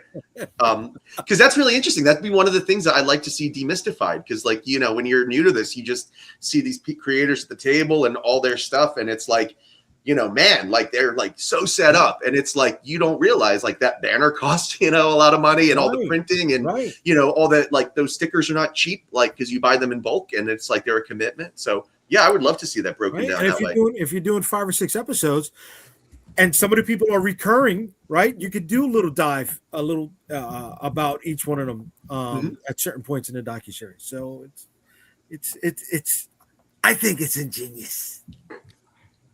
Yeah. Well, Daphne says that's every anime artist Sally video on YouTube. What, really? Yeah. She watches a lot of them. So they do the dollar totals too? I don't know if they do dollar totals, but they do break it down. I mean, there are people that do that. Yeah, there are people that do that for themselves, just to sort of be like, hey, this cost me $500 to do all of this, and you know. Is it like a certain genre, or you just? She just said anime artists. That's it. Just look up anime artists. That's every anime artist Alley video on YouTube. Okay. Yeah. I mean, if you want, I can have her send you some links. Yeah. So you can at least understand. But the thing is, though, Jay, I gotta be honest with you. I've already stolen the idea, so I've already sold it, so it's done. At least put me in a goddamn episode.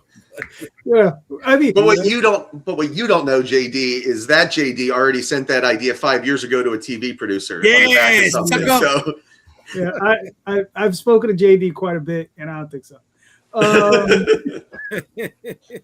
No, but it's funny. The reason I ask is because I watch a lot of comic book documentaries. There are quite a few of them. There's maybe 15 or 20 of them, maybe a little bit more, right? There's some very obscure ones, There's some, you got your Image ones, you got your Marvel ones, but you do encounter quite a few independent comic book creators, and it's something I've been interested in for a long time. And it's like, this question I asked because I don't have an answer, right? Jay's idea is very interesting. The only problem I have with it is that I might find it depressing, because you're gonna find that at the end nobody's made any money, right? Nobody's ever made any money. God, I hope not. I don't know. I mean, well, I don't know. It would depend on who you're following, but in a lot of cases, you're going to be seeing a lot of I broke even or whatever kind of stuff. But you know what? If you're not making money at your local church basement con, you're fucked up. Seriously, if and that's what I'm saying. That's what I'm saying. It's all variable, right? Yeah, You're going to have a different experience at New York Comic Con than you would at whatever else. So yeah, yes, and you build up to that, right? Sure. I mean, and the only other thing, is like, because that's, like I said, a very interesting concept. Myself, I'm more interested in the art of the art part of what we do rather than, just the monetary, because that's important. Don't get me wrong. It's important. It's important. And if you wanted to sell a show, probably Jay's idea would be the way to go. But yeah, I mean, like I said, I'm just asking because, I just think it's one of those things that we need to, it might be a subject or a project I may tackle the next couple of years. One of my favorite ones. I was just saying, one of my favorite documentaries about the business and the all of it is in Robert Kirkman's Secret History of Comics. The episode they do on Milestone is one of my favorites. Right. It's really, yeah, definitely. I want to see a documentary. I think Calderon and Rosario, because you've got a regular show too. I think that you guys have more content than you really realize. And if you were to take all of these videos and hand them over to somebody that knows what the fuck they're doing and say, look, we want to break this down. There's good moments. There's funny moments. Chop this stuff up into, number one, into TikTok videos and post these 28-second videos and stuff. You would get a crazy audience. Again, but it has to be done by somebody who knows what the hell they're doing as well and understands the audience that they're trying to chop it up for. But also all of this content can be used for what you're talking about, some sort of a documentary on what are people doing in comics at this sort of level of where we are. And you have fucking thousands of hours of people talking about all kinds of stuff that, given to the right person, they could take that stuff and chop it up and turn it into something that could be watchable. Not to the context of like when we see these, Mike Mignola documentaries and stuff, but it would be a little more like reality TV style, documentary. But you guys have a lot of, assuming you have all these videos saved somewhere. I do. Read the comment. Well, of course, 75 will be laser blast. Of course. I mean, naturally. Listen, we're trying to get the guy on the show, Ray. We're trying to get him on the show. We're trying. Here you go. I hope you like selling stickers. All right, cool. Jay, you got any? You have a question? Yeah. Okay. Fuck it. We're in the documentary room. What kind of documentary do you want to see? Forget about if you could be in it. What do you want to see? Something get the spotlight shined on it. All right. Oh, to clarify, you're talking comic specific, yeah? Yes, please. Yes. All right. So hold on. I think I went from Rob to Michael to Ray. So Fred, I skipped you. So you're first. Sorry. Wow. Okay. So that's not fair because I really wanted to think about this question. This can be a lot of fun to think about what I'll take it. You would want to know. Okay. Go ahead, Ray. Right. All right. Cool. Right. What I would like to see is some really successful indie comic that is very niche and the average person has no idea it exists. That's what I would like to see. Something in like Korea or something in like London or something that you just don't hear around this area. That's what I would like to see. I'd like to know its origin to where it is right now, from as much as it would fit in a documentary caliber amount of time, the highs and lows, and the drive to make that specific comic. That's what I would like to see. All right, cool. Rob, what are your thoughts? I'm the worst person to ask these documentary questions because I don't watch them. I don't care about them. But I would honestly though, JD, your idea about the con thing that actually did kind of pique my interest. My eyebrow did go up on that one. So I think you know, just for that, Rob, the day I do set off to make this documentary, I swear to you, you're gonna be the first person. I can't tell you that. Rob, we got to do this interview. JD is going to he's going to steal the idea, and then in the closing credits, big thanks to Jay Rosario. and then at the end, and this was the stick it to Rob. No. What I would do is I would interview you for about 2.5 hours, maybe 3 hours, right? Make you go through the whole thing and give you about 10 seconds worth of screen time. That's fucked up, kid. Well, yeah. That's because for that cut them out. You know what I mean? 10 seconds. That's like getting on a 2 on a math test out of 100. You know what I mean, bro? It's like you tried. You know, you tried. It's fucked up. Right. You're just stupid. You tried. Listen. That's all right. It's all right. Michael, and Rob knows I wouldn't do that. I mean, I really like the idea of following people at the con. I think it's great. And then you would just do like the different tiered levels. You know, you've got the guys pulling in like 100,000 per year on his book, and the guy that's like spent his earnings at Chipotle, and you got everything in between, and try and see what all those individual people are doing. You know, I'm the guy who spent all his earnings at Chipotle, by the way. Nothing wrong with that, though. There's nothing wrong with that. I'm with that. I think you would give this idea to a TV exec, and they'd probably turn it into like one of those reality TV competitions where they're like everyone's, you know, like one of those cooking shows. And that would be terrible. Like, the biggest race, except with that would be ridiculous. But people anyway. Like running like across country with like long boxes and shit. Like, buy my book. Like obstacle courses where they have to like. Yeah, I would totally want to see that documentary. That would be cool. Somebody needs to pitch this to Kevin Smith because I feel like this would be the follow up to Comic Book Men. Yeah, that would be great. Comic Con Men. That's fucked up. I can see the challenge. All right, do this obstacle. Now you got to run to this table and you got to bag 10. Yes, like the boards in after you put the books in. How fast can you bag them? Yeah. like a comic books American Gladiators. Like, you know, you got to run up the treadmill with your stock and everything, and then like tell you, I would never fucking watch that. Oh, I would.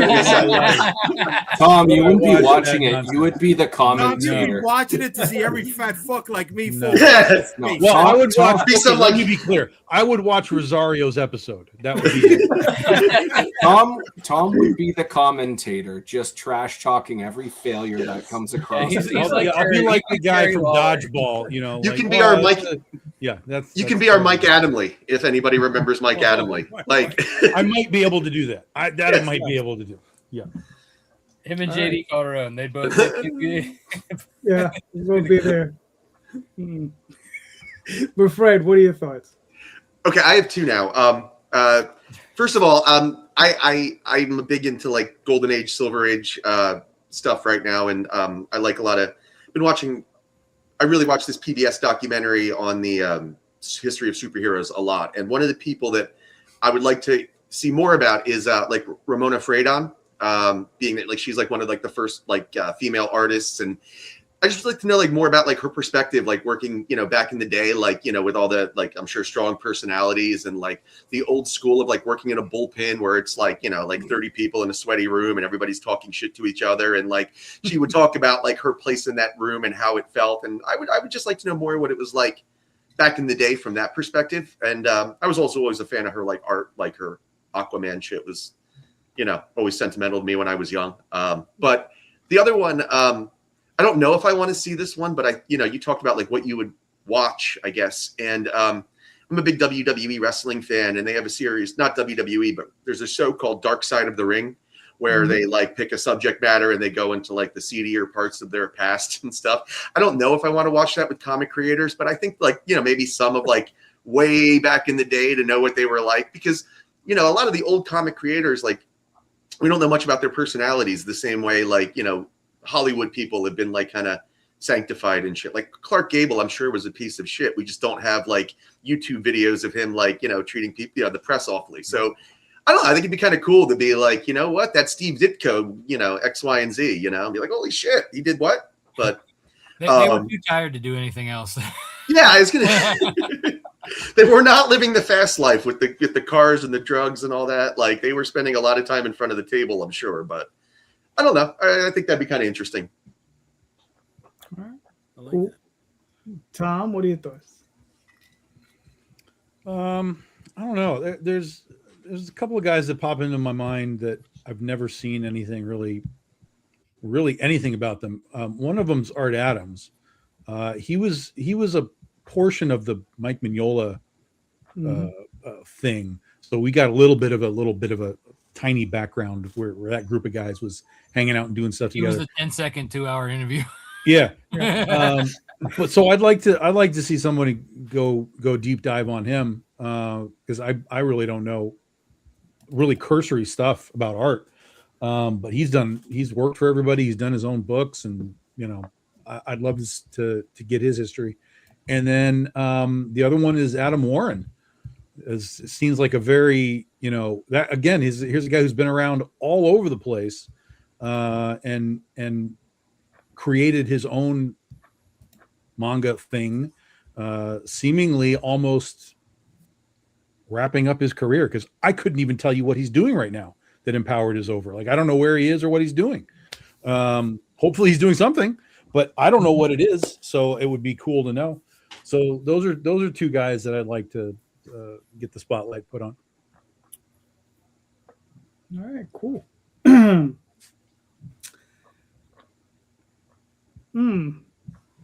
So yeah, I mean, I think the portion of it that I'd want to see would be, like I said, I'm more interested in the art, you know, what creators are up to and what they're doing and how they're doing it and why they're doing it, right? And I'm not really interested. Like, I want to know the obscure guys. Like, I want to know, like, you know, the more obscure, almost the better for me, right? Because people already out there, like Dan Mendoza, I'm sure is a great guy, but he's already out there. People, I'm sure the interviews with him all over the place, so you can see him all over the place. Same thing with Brian Pulido, like great guy, I'm sure, but you know, okay. You know, but I'd rather experience a dude who maybe put out 6 issues of something and then stopped, and then try to find out, why did he stop? Why did he begin? Right? What caused him to stop? Right? Was this the only music he had hit him? Right?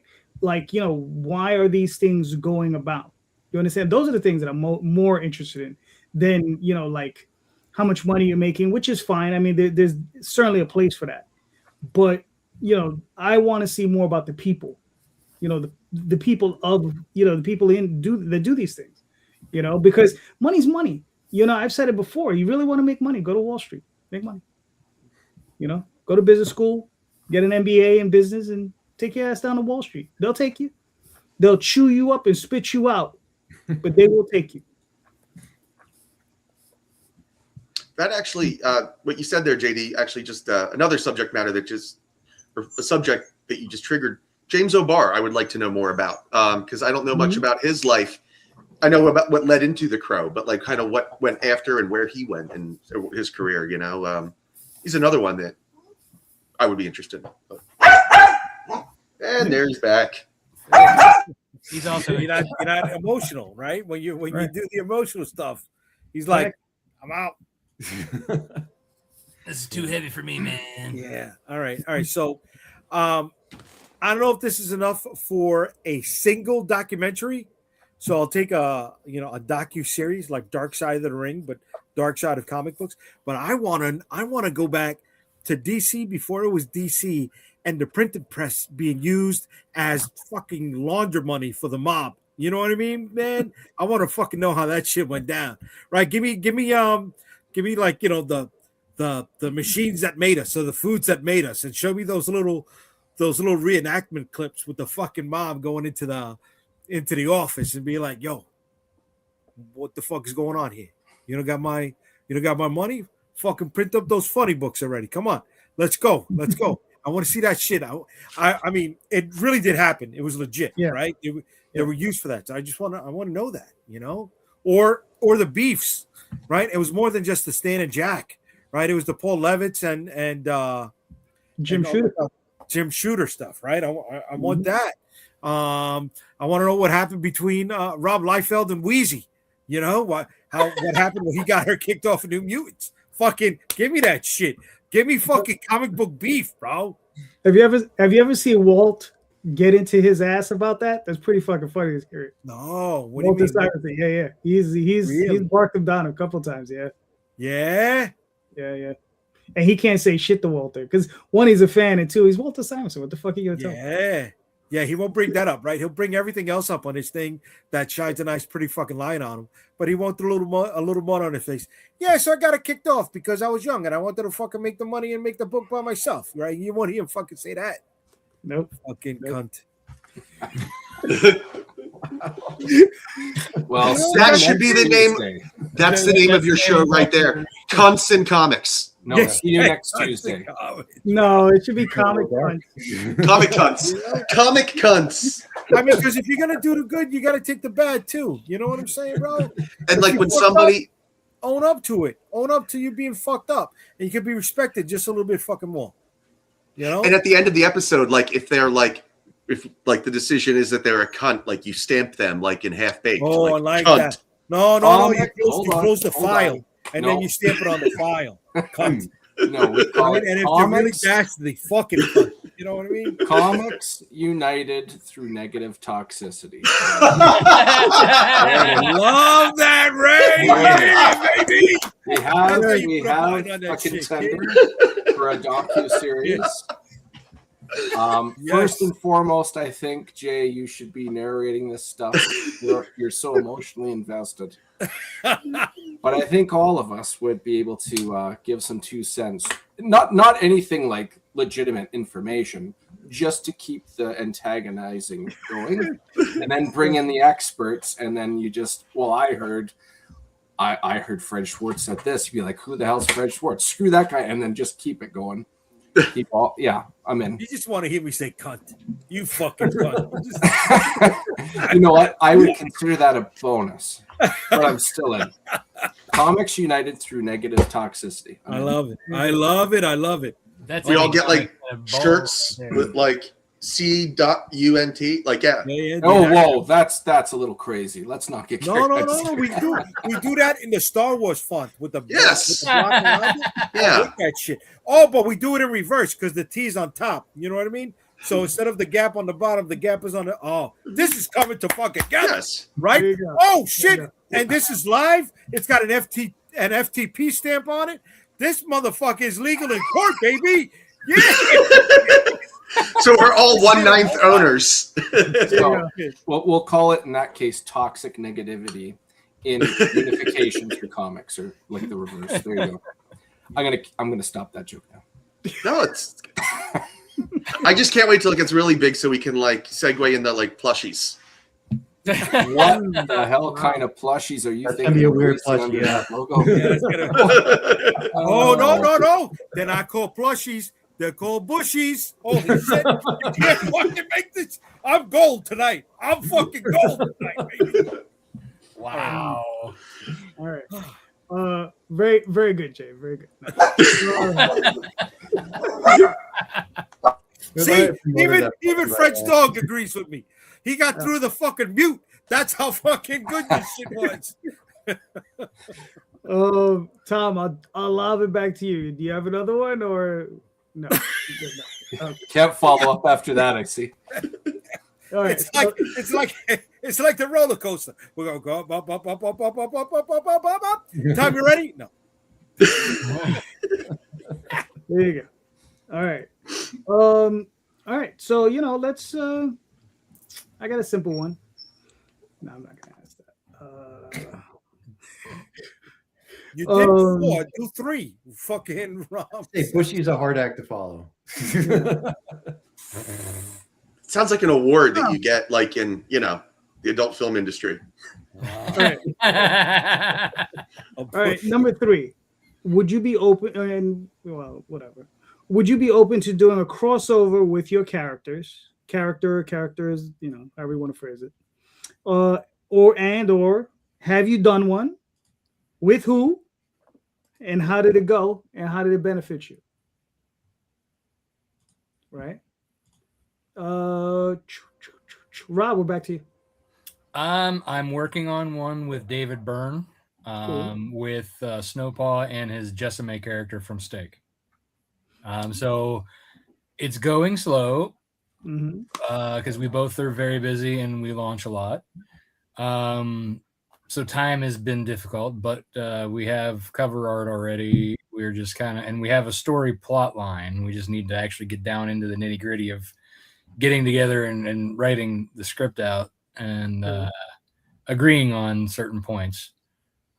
And I mean, we already have artists lined up, ready to go for the interiors, and I already have a Kickstarter page up for pre-launch.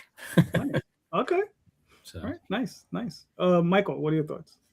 I would absolutely love to do a crossover. I mean, I'm just super into doing this stuff, and that sounds like it would be a blast. I don't know how well the character, this current idea that I'm working on, but after this story arc, I have other ideas. So I'm definitely down for anything. That would be great to do crossovers and stuff like that. I have not done one yet, though. Okay, cool.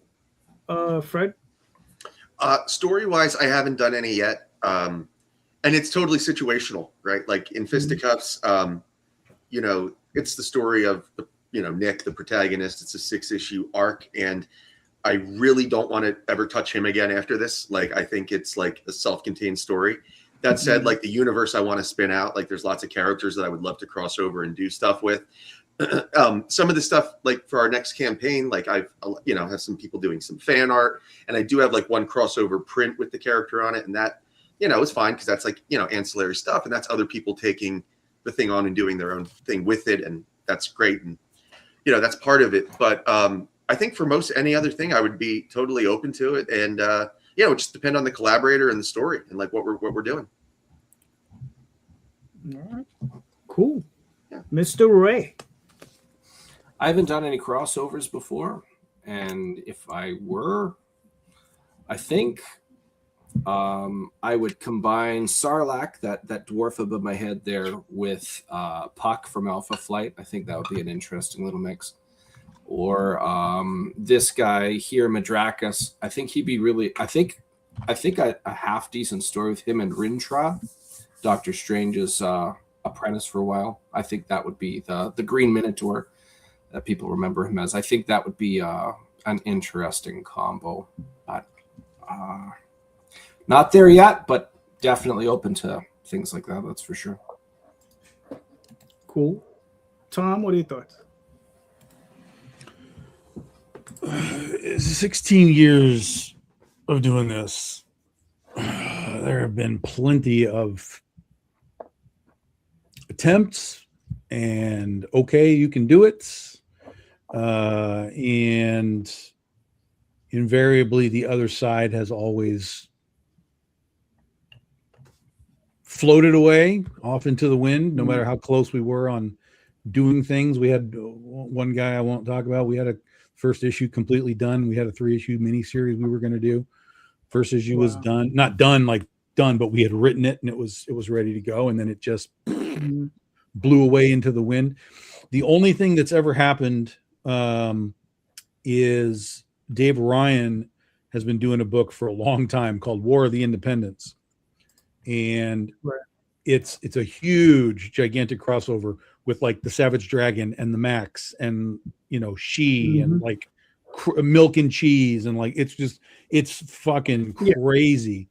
And when I came around with Critter, he had already started it, so it wasn't a situation where I could be like, oh, you could use Critter. But that's exactly what I did. I was like, oh, you can use Critter. He's like, well, the story's already written, and I'm like, I just put her in there. I don't care. Put her in the background, have her punch somebody, it doesn't matter. And as the book that he was doing, it was going slowly and slowly and slowly. Some of the creators had dropped out, and he was looking for replacements. And so Critter became a replacement for some of the dropouts.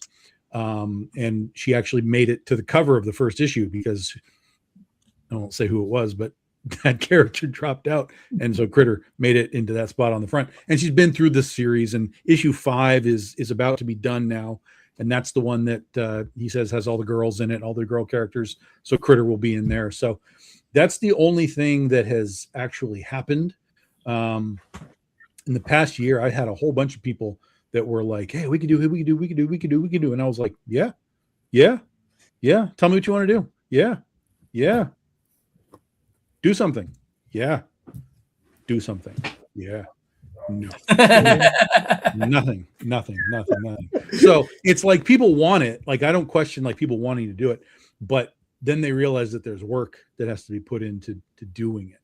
And that's where everybody starts to stumble. So I have some pitches for some people that I might throw around at some folks. I did throw one to Ben Dunn, which he was interested in, and then he came back around and pitched one back to me a different way, and I was like, oh yeah, okay.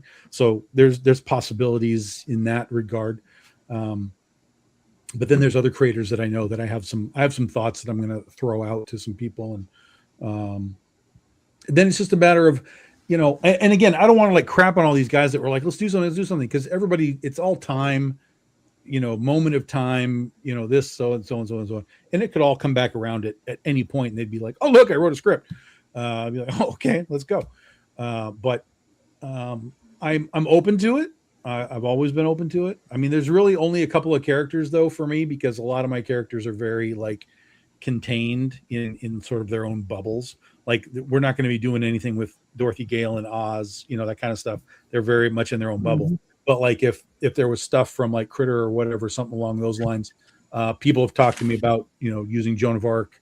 And I'm like, yeah, we can make that work, because those are a little more wide open spaces. So opportunities there. If anybody wants to actually do some work, we could potentially make something happen. There you go. Mr. Rosario. Yeah. Oh, I'm sorry, Fred. What were you going to say? Oh, I just had a question. Like, when you're saying about like the collaborations and people going to you, is it that they want to take your character and use it in their own story, or is it that they want to like produce something alongside of you, or do they like, what's the implication when they it varies. Some are just like, I mean, in general, most people understand a crossover as let's do an issue that's a crossover for both of us. Like, this character and this character are in an issue, we tell a story and we get out. That's it. One shot done. Yeah, like a one shot. Yeah. It's obviously much easier if, like, for example, they had a superhero universe and they were like, hey, can Critter like appear in the universe? And be like, yeah, we can just, figure out how you want to put her in the story. That's fine. That would be easier. But most of the time it's like, I've got a character and you've got this character, and let's put them together and tell a story with them. And I'm like, yeah, okay. What do you have in mind? Tell me what you want to do. And then it just kind of goes into the wind at that point. There was one that was really close. I mean, like, we were really, really close. It was a great crossover. It was a great sort of the pairing of the two types of characters was like really, really nice. Right. Really nice. So I was really kind of bummed that kind of fell apart, but it is what it is. Interesting. All right, cool. Jay, what are your thoughts? Yeah, no, like Tom, doors open. You want to use any of my stuff? No problem. I got three rules. You can't kill them. No porn, and you gotta do offset printing, so I could buy a whole bunch at cost and use them as stretch goals and add-ons and bonuses to any of my campaigns or conventions. All right, I won't charge you. I'll just let me buy the books at cost, right? Or let me contributing to a couple hundred copies. Let's rock and roll. All right. I mean, with the exception of the third one, which I think is a good rule, the other two can never work with you. First thing we do is we have it on the cover. We're walking over the Interceptor's grave. Like cover. Cover. What if it's a tease? It's a tease. You know what I mean? That's just the beginning, and then the plans I have for Vicky Stinks. Forget about it. Don't give it a name. Don't give it Pulp Fiction. Come on, kid. Come on. I mean, especially if she has replaceable body parts. Come on, endless. Yeah, I got a great idea for a crossover about this character called Bushy. It's really kids. I like that. All right. What's funny is that so far I've done one crossover with Oswald, and is with Daphne. It was very easy because she's my wife, right? But we did a crossover with her and her character, with him and her character, Ego Raven, and it worked out fine. And it's something, I would be interested in doing and maybe exploring in the future. But again, it's one of those things where it's like with that particular character, it has to be a very specific thing, because I'm not gonna have him running around with superheroes for the most part. It's gonna be one of these things where it has to be like, all right, what type of fantasy setting do we have, or something weird like that we can put him in, that would work for everybody. Although Interceptor and Oswald would make for a nice homage to one of those Jackson 5 cartoons with Michael and Ben. You know what I mean? It would be great. Jackson 5 cartoon. Wow, that's old school. Yeah. I remember really hating yourself. Yeah. Gosh. I mean, it's trending right now. You know what I'm saying? It's that's true. It is trending. That's true. It's trending right now. Come on, kid. All right, gentlemen, thank you. This has been awesome. All of you guys have been great. Let's start with Rob. Please, where can we find you and your work, sir? Yeah, you can find me at Facebook, X, Instagram, and pretty much any social media. I have at Lone Wolf Comics, but I'm only active on those three. That's why I mentioned that. And same at Rob Multari, those three, and lonewolfcomics.com. You can go there and you can learn about my titles and get back issues. And then snowpod.lonewolfcomics.com will take you to that very long Kickstarter link for Snowpaw Volume 1. Cool. Very nice. Michael? You could find me at conradvancottonmouth.com, and all the socials are linked to that page, but they're essentially Conrad Van Cottonmouth, I think, with the exception of Twitter. But yeah, conradvancottonmouth.com. Check it out. Very nice. Fred? You can find me at Schwartz Art LLC on all the big socials, Facebook, Instagram, Twitter, and TikTok. www.schwartzart-llc.com. And of course, the Kickstarter link that we shared earlier. We're going to have a bunch of announcements about the campaign coming this week. So, please support and follow, because, it's been like 6 years now. I've been expecting my life to start, and it's getting a little fatiguing. So let's help that out. So thank you. Very nice. Ray? You can find me on Facebook as DM Ray. You can find the Madcaps Facebook page as well. You can also find me on Instagram as Raymond the DM. But most importantly, check out my Kickstarter, live right now, already funded. When we hit that next stretch goal, there's a real cool thing. It's a secret stretch goal. And back right now, so I can show the cool thing. I'm very excited to show it off. The cool thing, the cool thing, the cool thing. That's all I got to say. Cool. Tom? BigDogInc.com. Get your books. We'll be doing Goth Day May 22nd, and then rolling in June and July is when we'll be at Comic-Cons, literally coast to coast this year. Cool. Jay? UnstoppableComics.com. You'll find all of my social media links on the website. Then Friday night with this guy, sometimes that guy down there for more than 20 minutes. Doors open if you guys want to jump on through. It's Comic Book Streamland Friday nights, 8 p.m. Eastern. And then Sunday nights with this guy, sometimes that guy. And then, like I said, UnstoppableComics.com on everything. All right, cool. So you can find me on Facebook, Twitter, Instagram, all those different places. Here, Sunday nights with Jay and Tom. Sometimes with Ray, sometimes with Rob, sometimes with a bunch of other people, right? Every other Tuesday with Rob, right? On Mice and Wolves. And I just want to say that. Oh, and especially on Kickstarter, got 2 campaigns currently running. Got Magi's Grace 1 through 3 and Rod Espinosa's Adventure Finders. So go check those out. Really awesome books. And please, everyone, go check out the show notes, because in the show notes are all of the links to all of these creators' projects. Click on those links, buy those books. These creators are all impassioned. They'll love what they're doing, and they're all creating great books. So please click on those links, buy those books, try an indie, and just remember, read more indie comics, especially ours. Have a good night, everyone. Thank you.